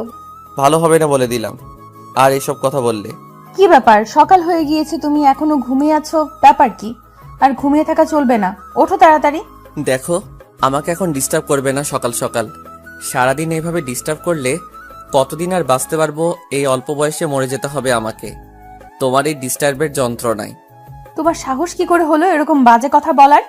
তোমাকে দেখো এখন কি পিটানি টাইনা দেই। তোমার সাহস দিন দিন বেড়ে যাচ্ছে, তাই না? দেখো তোমার কি অবস্থা করে ছেড়ে দেই। আমার সাথে ফাজলামি, তাই না? দেখো, এখন কোনো রকম পিটানি শুরু করবে না, ভালো লাগতেছে না। তুমি উঠে তোমার কাজে যাও, আমাকে আমার মতো থাকতে দাও। আমাকে ডিস্টার্ব করবে না। তুমি সকালে গোসল করবে না? কেন শুয়ে থাকবে? আমি একা গোসল করতে যাব নাকি? তোমাকে সঙ্গে করে নিয়ে যাব। এখন তুমি আমার সাথে যাবে, এটাই হলো বড় কথা। তুমি না গেলে কিন্তু পানি এনে ঢেলে দিব। আমি জীবনেও এত গোসল করিনি। তোমার পাল্লায় পড়ে যে এতবার গোসল করতে হবে আমি কখনো কল্পনা করতে পারিনি। সকালে গোসল করব, রাত্রে গোসল করব, দুপুরে গোসল করব। দেখো, ভালো হবে না বলে দিচ্ছি। তুমি এখন সদ্য বিবাহিত, তোমাকে গোসল করতেই হবে। এটাই বাস্তবতার সাথে মিলে যায়, বলছো নাই? আমি অনেক দেখেছি যারা নতুন বিয়ে করে তারা সব সময় গোসল করে, তাই তুমিও গোসল করবে। বুঝলাম না, তুমি কিভাবে দেখলে যে তারা গোসল করে? তুমি এত লুচ্চা ছিলা যে কে কোথায় কি করে সেটা দেখে বেড়াতে, তাই না? আমি কখনো কল্পনা করতে পারিনি যে তুমি এত লুচ্চা একটা মেয়ে ছিলা। তোমার সাথে এত বকবক করতে পারবো না। বুঝে গেছি তুমি আমার কথা শুনবে না, তাই এর একটা ব্যবস্থা করতেই হবে আমাকে। না হলে তুমি ঠিক হবে না, বোঝো নাই? আমি আর তোমাকে এই বিষয়ে কোনো চাপ দিব না। এখন যা করব সেটা কাজে করে দেখাবো। কথাটা বলে দীপা বিছানা ছেড়ে উঠে বাথরুমে চলে গেল। বাথরুমে গিয়ে এক মগ পানি সঙ্গে করে নিয়ে আসলো। মাহিন চোখ বন্ধ করেছিল আর দীপা সেই সুযোগে মাহিনের মুখের উপর সব পানি ঢেলে দিল। মাহিন চমকে উঠে দাঁড়িয়ে পড়লো আর দীপার দিকে অবাক দৃষ্টিতে তাকিয়ে রইল। মাহিন কখনো ভাবতে পারেনি যে দীপা এইরকম একটা কাজ করে বসবে। মাহিন দীপাকে ধরার জন্য দীপার পিছনে ছুটতে লাগলো। দীপা রুম থেকে বেরিয়ে ছোটাছুটি করতে লাগলো। আর সেতু বেগম এখনো ঘুমিয়ে আছে, তাই তিনি এসবের কিছুই জানেন না। মাহিন দীপার পিছনে ছুটছে আর দীপা সামনে যাচ্ছে। মাহিন তাকে ধরতে পারছে না। তুমি আমার কিচ্ছু করতে পারবে না, কারণ আমার কথা না শুনলে তোমার ভবিষ্যতে এর থেকে আরো করুণ পরিণতি হবে, সেটা তুমি দেখতে থাকবে। আজকে তো শুরু করলাম, তখন শুনলে না, এখন কেন ছুটোছুটি করছো আমার পেছনে? এখন তোমার ঘুম কোন বাড়ি গেল? তোমাকে আগে ধরতে পারি, তারপর দেখো তোমাকে কি শাস্তি দেই। তুমি আমাকে ভিজিয়ে দিয়েছো তাই না? তোমার যে কি করব সেটা এখন তুমি দেখতে পারবে। তুমি আমার কোনো কিছুই করতে পারবে না, বুঝেছো? কারণ আমি জানি তুমি কোনো কিছুই করতে পারো না, কারণ অলস মানুষ কখনো কোনো কিছু করতে পারে না। অলস মানুষ সারা জীবন অলস হয়ে থাকে। তাই নাকি?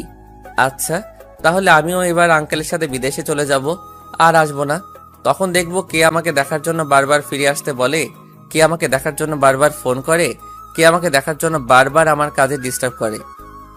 মাহিনের কথা শুনে দীপা থমকে দাঁড়িয়ে গেল আর এক পাও কোনো দিকে নড়াচড়া না করলো না। মাহিনের বলা কথাগুলো তার মাথায় বাজতে লাগলো।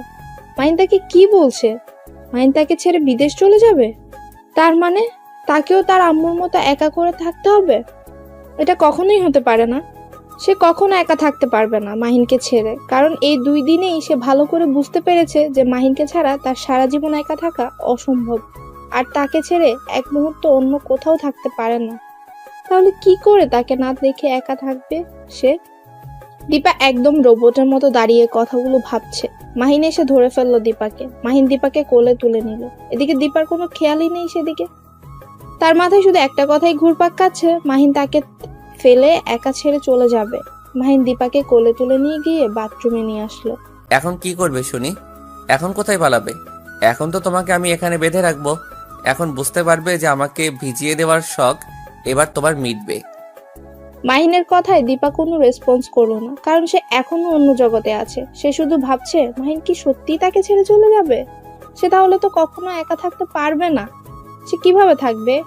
এটা হতেই পারে না, কারণ সে মাহিনকে দূরে কখনো রেখে থাকতে পারবে না।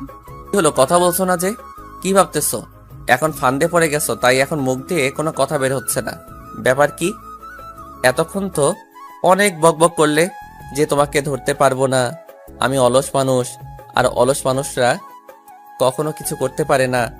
তুমি অলস হয়ে থাকবে, তোমাকে কোনো কাজে যেতে হবে না। তোমাকে এই অলসতাই ভালো মানায়, কারণ তুমি এইরকম কোনো কাজ কেন করতে যাবে? তুমি সেটা করতে পারবে না, তার থেকে তুমি অলস হয়ে থাকো, সেটাই ভালো হবে। এটা আবার কি ধরনের কথা? আমি কিসের জন্য বসে থাকবো? মানলাম কিছুদিনের জন্য বাসায় থাকলাম, নতুন বিয়ে করেছি তাই বাসায় থাকলাম তোমার সাথে, কিন্তু কিছুদিন পর দেখবে যে আমাকে তোমার সহ্য হবে না, তখন তো আমাকে বাইরে যেতে বলবে। সেটা কখনোই হবে না। আমি যতদিন বেঁচে আছি তুমি অলস হয়ে থাকবে আমার কাছে। তোমাকে কোথাও যেতে হবে না, তুমি আমার সাথে থাকবে, অন্য কোথাও যাবে না, বুঝছো? তুমি যে পাগল হয়ে গিয়েছো সেটা প্রমাণ দিচ্ছ আমাকে এখন। কারণ তুমি কি বলতেছো এসব তুমি ভাবতে পারতেছো? তোমার সাথে যেখানে থাকি আমাদের তো বাচ্চা হবে তাই না? তাদেরকে খাওয়াবো কি আমরা? কেন, আমার বাপের কি কম আছে নাকি? সেগুলো কে খাবে শুনি? সেগুলো তো আমাদেরকে খেতে হবে তাই না? আমরা বসে বসে খাবো, কোনো কাজ করতে পারবো না। দেখো, এটা কখনোই বাস্তবতার সাথে মিলবে না, তাই না? আমাদেরকে কিছু করতে হবে, তাই না? আমাদের ভবিষ্যতের জন্য, আমাদের ভবিষ্যতের বাচ্চাদের জন্য। আমি দরকার হলে বাচ্চা নেব না, তাও তোমাকে আমি কোথাও যেতে দেব না, বুঝছো? কারণ তোমাকে ছাড়া আমি থাকতে পারবো না, এটা কখনো সম্ভব না। আমি যেটা বুঝলাম, তোমাকে ছাড়া থাকা আমার পক্ষে সম্ভব না। সেটা না হয় আমিও বুঝলাম, কিন্তু দেখো তুমি কি বলতেছো, বাচ্চা নেবো না কিসের জন্য? বাচ্চা তো নিতেই হবে, আর তুমি তো কালকে বললে যে তোমার বাবু লাগবে, তাহলে এখন বলতেছো বাচ্চা নিবা না, এটা কোন ধরনের কথা? দেখো, যদি তার কারণে তোমাকে আমার কাছ থেকে দূরে চলে যেতে হয়, তাহলে তার জন্য সেই বাচ্চা আমি না নিলাম, তাতে সমস্যা কোথায়? তোমাকে তো দূরে যেতে হবে না, তাই না? দেখো, তুমি এখন স্বাভাবিক মানুষ নেই, আমি বুঝতে পারতেছি। তুমি এখন যাও, গিয়ে ঘুমিয়ে পড়ো, মাথা ঠিক হলে তারপর ঘুম থেকে উঠবে, বুঝছো? এখন আর ঘুম থেকে ওঠার কোনো প্রয়োজন নেই। থাক, একদম মজা নিবা না আমাকে নিয়ে, বুঝছো? কারণ আমি একদম ঠিক আছি, মাথা ঠিক আছে, তাই না? আর তুমি সব সময় আমায় নিয়ে মজা নেওয়া বাদ দাও, বুঝছো? কারণ আমি ইদানিং দেখতেছি তুমি যে কোনো বিষয় পাইলে সেই বিষয় নিয়ে আমার সাথে মজা করা শুরু করে দাও। আচ্ছা, তাহলে আর মজা নিব না। এখন তুমি গোসল করে বেরিয়ে আসো, আমি বাইরে গিয়ে তোমার জন্য অপেক্ষা করতেছি। একটু বাইরে যাব আজকে, আমার একটা ফ্রেন্ড আসার কথা। কি বলছো? আমাকে এখানে ভিজিয়ে দিয়ে তুমি এখন বাইরে চলে যাবে গোসল না করে? এটা কিভাবে সম্ভব? তোমাকে এখন গোসল করতে হবে আমার সাথে, আর আমাকে তুমি সুন্দর করে গোসল করায় দিবে এখন। দেখো, আমি এমন কোনো কাজ করতে পারবো না এখন যেটা তুমি করতে বলবে, কারণ তুমি যেটা করতে বলবা সেটা আমার পক্ষে কখনো সম্ভব না। তুমি ছোট বাচ্চা না যে তোমাকে গোসল করিয়ে দিতে হবে। তুমি বড় হয়েছো এখন, তুমি একজন বিবাহিত মহিলা, এখন আর মেয়ে না। তোমাকে বলতেছি আমাকে গোসল করায় দিতে, গোসল করায় দিবা, ঝামেলা শেষ। এত কথা বলো কিসের জন্য? তুমি সবসময় বেশি কথা বলো, তাই না? নিজের কথাটা একটু কন্ট্রোলে রাখুন, এত বেশি কথা বলা ভালো না। মাহিন কোনো কথা না বলে চুপচাপ দীপাকে গোসল করায় দিতে লাগলো। মাহিনের কেমন যেন লজ্জা লাগছে। তারপর দীপার চাপে পড়ে মাহিন বাধ্য হয়ে দীপাকে গোসল করিয়ে দিচ্ছে, আর দীপা মাহিনকে বরাবরের মতো ভিজিয়ে দিচ্ছে তার গায়ে পানি দিয়ে। আর মাহিন সেটাও একটু বিরক্ত হচ্ছে না। মাহিন চুপচাপ দীপার অত্যাচারগুলো সহ্য করে দীপাকে গোসল করিয়ে দিচ্ছে, আর দীপা মজা নিচ্ছে। মাহিন যত দ্রুত সম্ভব তত দীপাকে গোসল করিয়ে দিতে লাগলো, কিন্তু দীপা ইচ্ছাকৃত ভাবে গোসলটা দেরিতে করতে লাগলো। মাহিন এবার বিরক্ত ভাবে নিয়ে দীপার দিকে তাকিয়ে রইল, আর দীপা একটু হেসে মাহিনকে চোখ মেরে দিল। মাহিন আর কোনো কথা বলার সাহস পেল না। তারপর দীপাকে গোসল করিয়ে দিয়ে মাহিন বাথরুম থেকে বের হয়ে আসতে যাবে, তখনই দীপা মাহিনকে ভিজিয়ে দিল। মাহিন আর বাথরুম থেকে বের হয়ে বাইরে আসতে পারলো না ভেজা শরীরে। এটা কি ধরনের অসভ্যতামি করছো আমার সাথে তুমি?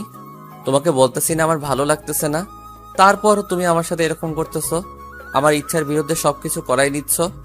কই, আমি তো তোমাকে কিছু করিনি, আমি তো শুধু তোমাকে ভিজিয়ে দিলাম। তুমি আমাকে ভিজিয়ে দিলে আর আমি তোমাকে ভিজিয়ে দেব না, এটা কোনো কথা? তাই আমি তোমাকে ভিজিয়ে দিলাম। সমান সমান না হলে আমার মনের ভেতর কুতকুতি থেকে যাবে, যার জন্য ভিজিয়ে দিলাম। দেখো, তুমি বলছো ভেজাতে, তাই আমি তোমাকে ভিজিয়েছি, না হলে আমি তোমাকে ভিজিয়ে দিতাম না। তুমি বলছো বিধায় আমি তোমাকে ভিজিয়ে দিয়েছি, আর এখন তুমি এটা কি ধরনের ব্যবহার করলে আমার সাথে? ফালতু মজা ভালো লাগে না। আচ্ছা হয়েছে, আমার সাথে আর এত রাগ দেখাতে হবে না। এখন তাড়াতাড়ি গোসলটা করে নাও, তারপর বাইরে গিয়ে গল্প করব। এখন আর বাথরুমে থাকতে ইচ্ছে করতেছে না, তাড়াতাড়ি গোসলটা করো। এখন তো তুমি এই কথাই বলবে, আমি সেটা ভালো করে জানি যে এখানে আর তোমার ভালো লাগবে না, কারণ আমাকে ভিজানো শেষ হয়েছে। তোমার তোমার মনের ইচ্ছা পূরণ হয়েছে, আর কি লাগে তোমার? দেখো, তুমি কিন্তু ইদানিং খুব বাড়াবাড়ি করতেছো। যেটা করতে বলছি সেটা করো, না হলে ভালো হবে না।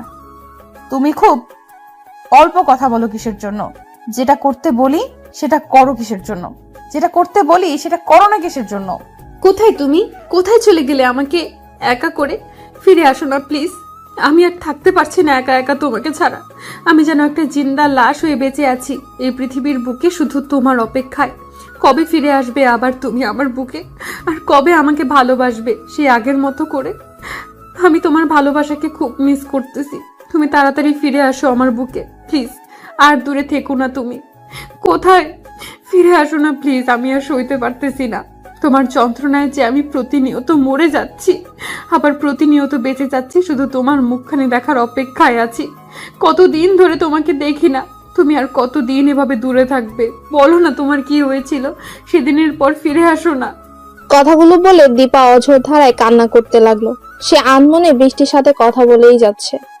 আপনারা হয়তো ভাবছেন যে হঠাৎ করে আবার দীপার কি হলো, আর মাহিন কোথায় চলে গেল, আর হঠাৎ করে তাদের এই রোমাঞ্চকর দৃশ্য এতটাই করুণ হয়ে গেল কিসের জন্য।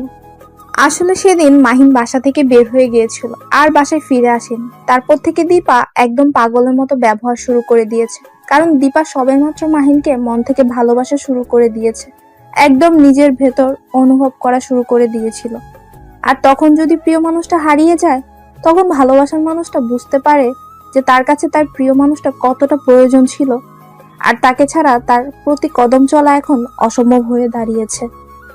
দীপার ভেতরটা একদম পুরো ঝাঁঝরা হয়ে যাচ্ছে। কেন মাহিন সেদিন বেরিয়ে গেল, আর কেন ফিরে আসলো না?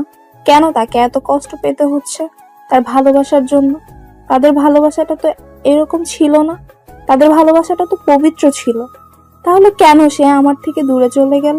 এটা ভাবতে ভাবতে দীপা আবার লুটিয়ে পড়লো ফ্লোরের উপর। আমি এখানে কিসের জন্য? আর আমি তো বাসায় ছিলাম। তাহলে আমি হসপিটালে কি করে আসলাম? আর আমাকে এভাবে বেঁধে রাখার কারণ কি? আমি তো নির্দোষ ছিলাম, আমি তো কোনো দোষ করিনি। আমাকে এভাবে বেঁধে রেখেছেন কিসের জন্য? মাহিন কথাটা বলে চিৎকার করতে লাগলো। তখন বাইরে থেকে কয়েকজন নার্স আর একটা ডাক্তার ভেতরে চলে আসলো। এসেই সবাইকে একে অন্যকে দিকে তাকিয়ে মুচকে হাসি দিতে লাগলো। মাহিনের ব্যবহার দেখে তারা একে অপরকে বলাবলি করতে লাগলো। শেষ পর্যন্ত উনি ভালো হয়ে গিয়েছে। এখন ওনাকে বাসায় পৌঁছে দেওয়ার দায়িত্ব ডাক্তারের। কি হলো? আপনারা কথা বলতেছেন না কিসের জন্য? আমি তো আপনাদের সাথে কোনো খারাপ ব্যবহার করিনি।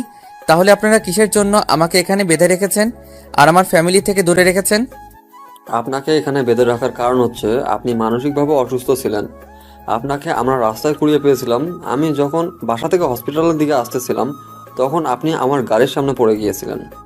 আর আপনার যখন জ্ঞান ফিরল তখন আপনি আবল তাবল কথা বলা শুরু করে দিয়েছিলেন আর সব কিছু ভাঙচুর করতেছিলেন। তাই আপনাকে এভাবে বেঁধে রাখা হয়েছে। আর আপনার ট্রিটমেন্ট করছি আমরা। তারপর দেখলাম যে আপনি দিন দিন আরও বেশি পাগলামো করতেছেন, তাই আপনাকে এভাবে বেঁধে রাখা হয়েছে। আর এখন তো আপনি পুরোপুরি সুস্থ। এখন আপনাকে আমরা খুলে দিচ্ছি, সমস্যা নেই। কি বলছেন এসব? আমি অসুস্থ ছিলাম কতদিন ধরে, আর আমি এখানে আছি কত দূর? আমার ফ্যামিলির মানুষ কি জানে না যে আমি অসুস্থ ছিলাম? আর আপনারা কি একটু যোগাযোগ করার চেষ্টা করেননি তাদের সাথে? আমরা সবার সাথে যোগাযোগ করার চেষ্টা করেছিলাম এবং নিউজেও দিয়েছিলাম, কিন্তু ভাগ্য খারাপ আমরা এখন আছি বাংলাদেশ থেকে অনেক দূরে একটা দেশে আছি, যে দেশে আসা যায় ফিরে যাওয়া যায় না। কি বললেন? এসব আজব কথা। আমি আপনার কোনো কথা শুনতে চাচ্ছি না।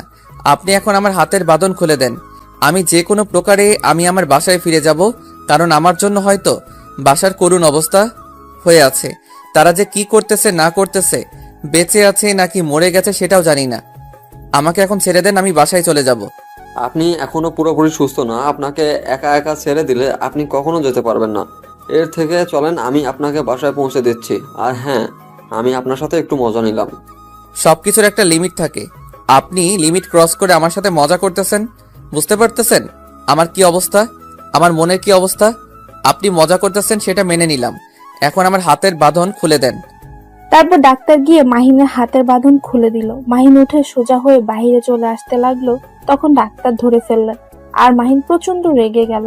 কিছু বলতে পারছে না, কারণ ডাক্তার তাকে এখানে নিয়ে এসে সাহায্য করেছে তার জন্যই মাহিন নিজের রাগটাকে একটু কন্ট্রোল করলো। এদিকে দীপার অবস্থা খুবই খারাপ, কারণ হয়তো দীপা তাকে কতটা পাগলের মতো ভালোবাসে তার প্রমাণ সে পেয়ে গিয়েছিল। দেখেন, আপনি এত উদ্বিগ্ন হবেন না। আমি আপনার সাথে যাচ্ছি তো। এত উদ্বিগ্ন হলে আপনি বাসায় পৌঁছাতে পারবেন না, কারণ আপনার শরীরের কন্ডিশন অনেক খারাপ। আপনাকে বেড রেস্টে থাকতে হবে কিছুদিন, তাই আমি আপনাকে নিয়ে যাচ্ছি। মাহিন কিছু না বলে ডাক্তারের সাথে যেতে লাগলো। ডাক্তার মাহিনকে গাড়িতে উঠতে বলল। মাহিন গাড়িতে উঠে বসলো। ডাক্তার মাহিনের দেওয়া ঠিকানা অনুযায়ী গাড়ি চালাতে লাগলো। মাহিন ডাক্তারকে রাস্তা দেখিয়ে দিচ্ছে আর নিজেকে কন্ট্রোল করতে চেষ্টা করছে। ডক্টর মাহিনের ঠিকানা অনুযায়ী এসে পৌঁছে গেল আর মাহিনকে গাড়ি থেকে নামতে বলল। গাড়ি থেকে নেমে মাহিন সোজা দ্রুত বাসার ভেতরে প্রবেশ করে নিল। বাসা একদম পুরো ফাঁকা, বাসায় কেউ নেই। মাহিন তাড়াতাড়ি নিজের রুমে গিয়ে দেখে নিজের রুমের অবস্থা খুবই খারাপ, অন্ধকার হয়ে আছে, কিন্তু ভেতর থেকে দরজা খোলা ছিল। মাহিন আস্তে গিয়ে রুমের লাইটটা জ্বালিয়ে দিল আর তখনই দীপা চমকে উঠল। দীপা মনে মনে ভাবছে হয়তো তার আম্মু এসেছে বাহির থেকে, তাই সে আগের ন্যায় শুয়ে রইল, কারণ দীপার এই ব্যবহারগুলো তার আম্মু এখন মেনে নিয়েছে। মাহিন দীপাকে দেখে চমকে উঠল আর ধীরে ধীরে কাছে যেতে লাগলো। আর দীপা মনে করছে তার আম্মু তার কাছে আসছে, তাই সে নিস্তেজ হয়ে আগের মতোই শুয়ে আছে, কোনো রেসপন্স করছে না। এই পাগলি, তুমি এখানে? তোমার কি হয়েছে? আর তুমি এখানে কি করতেছো শুনি?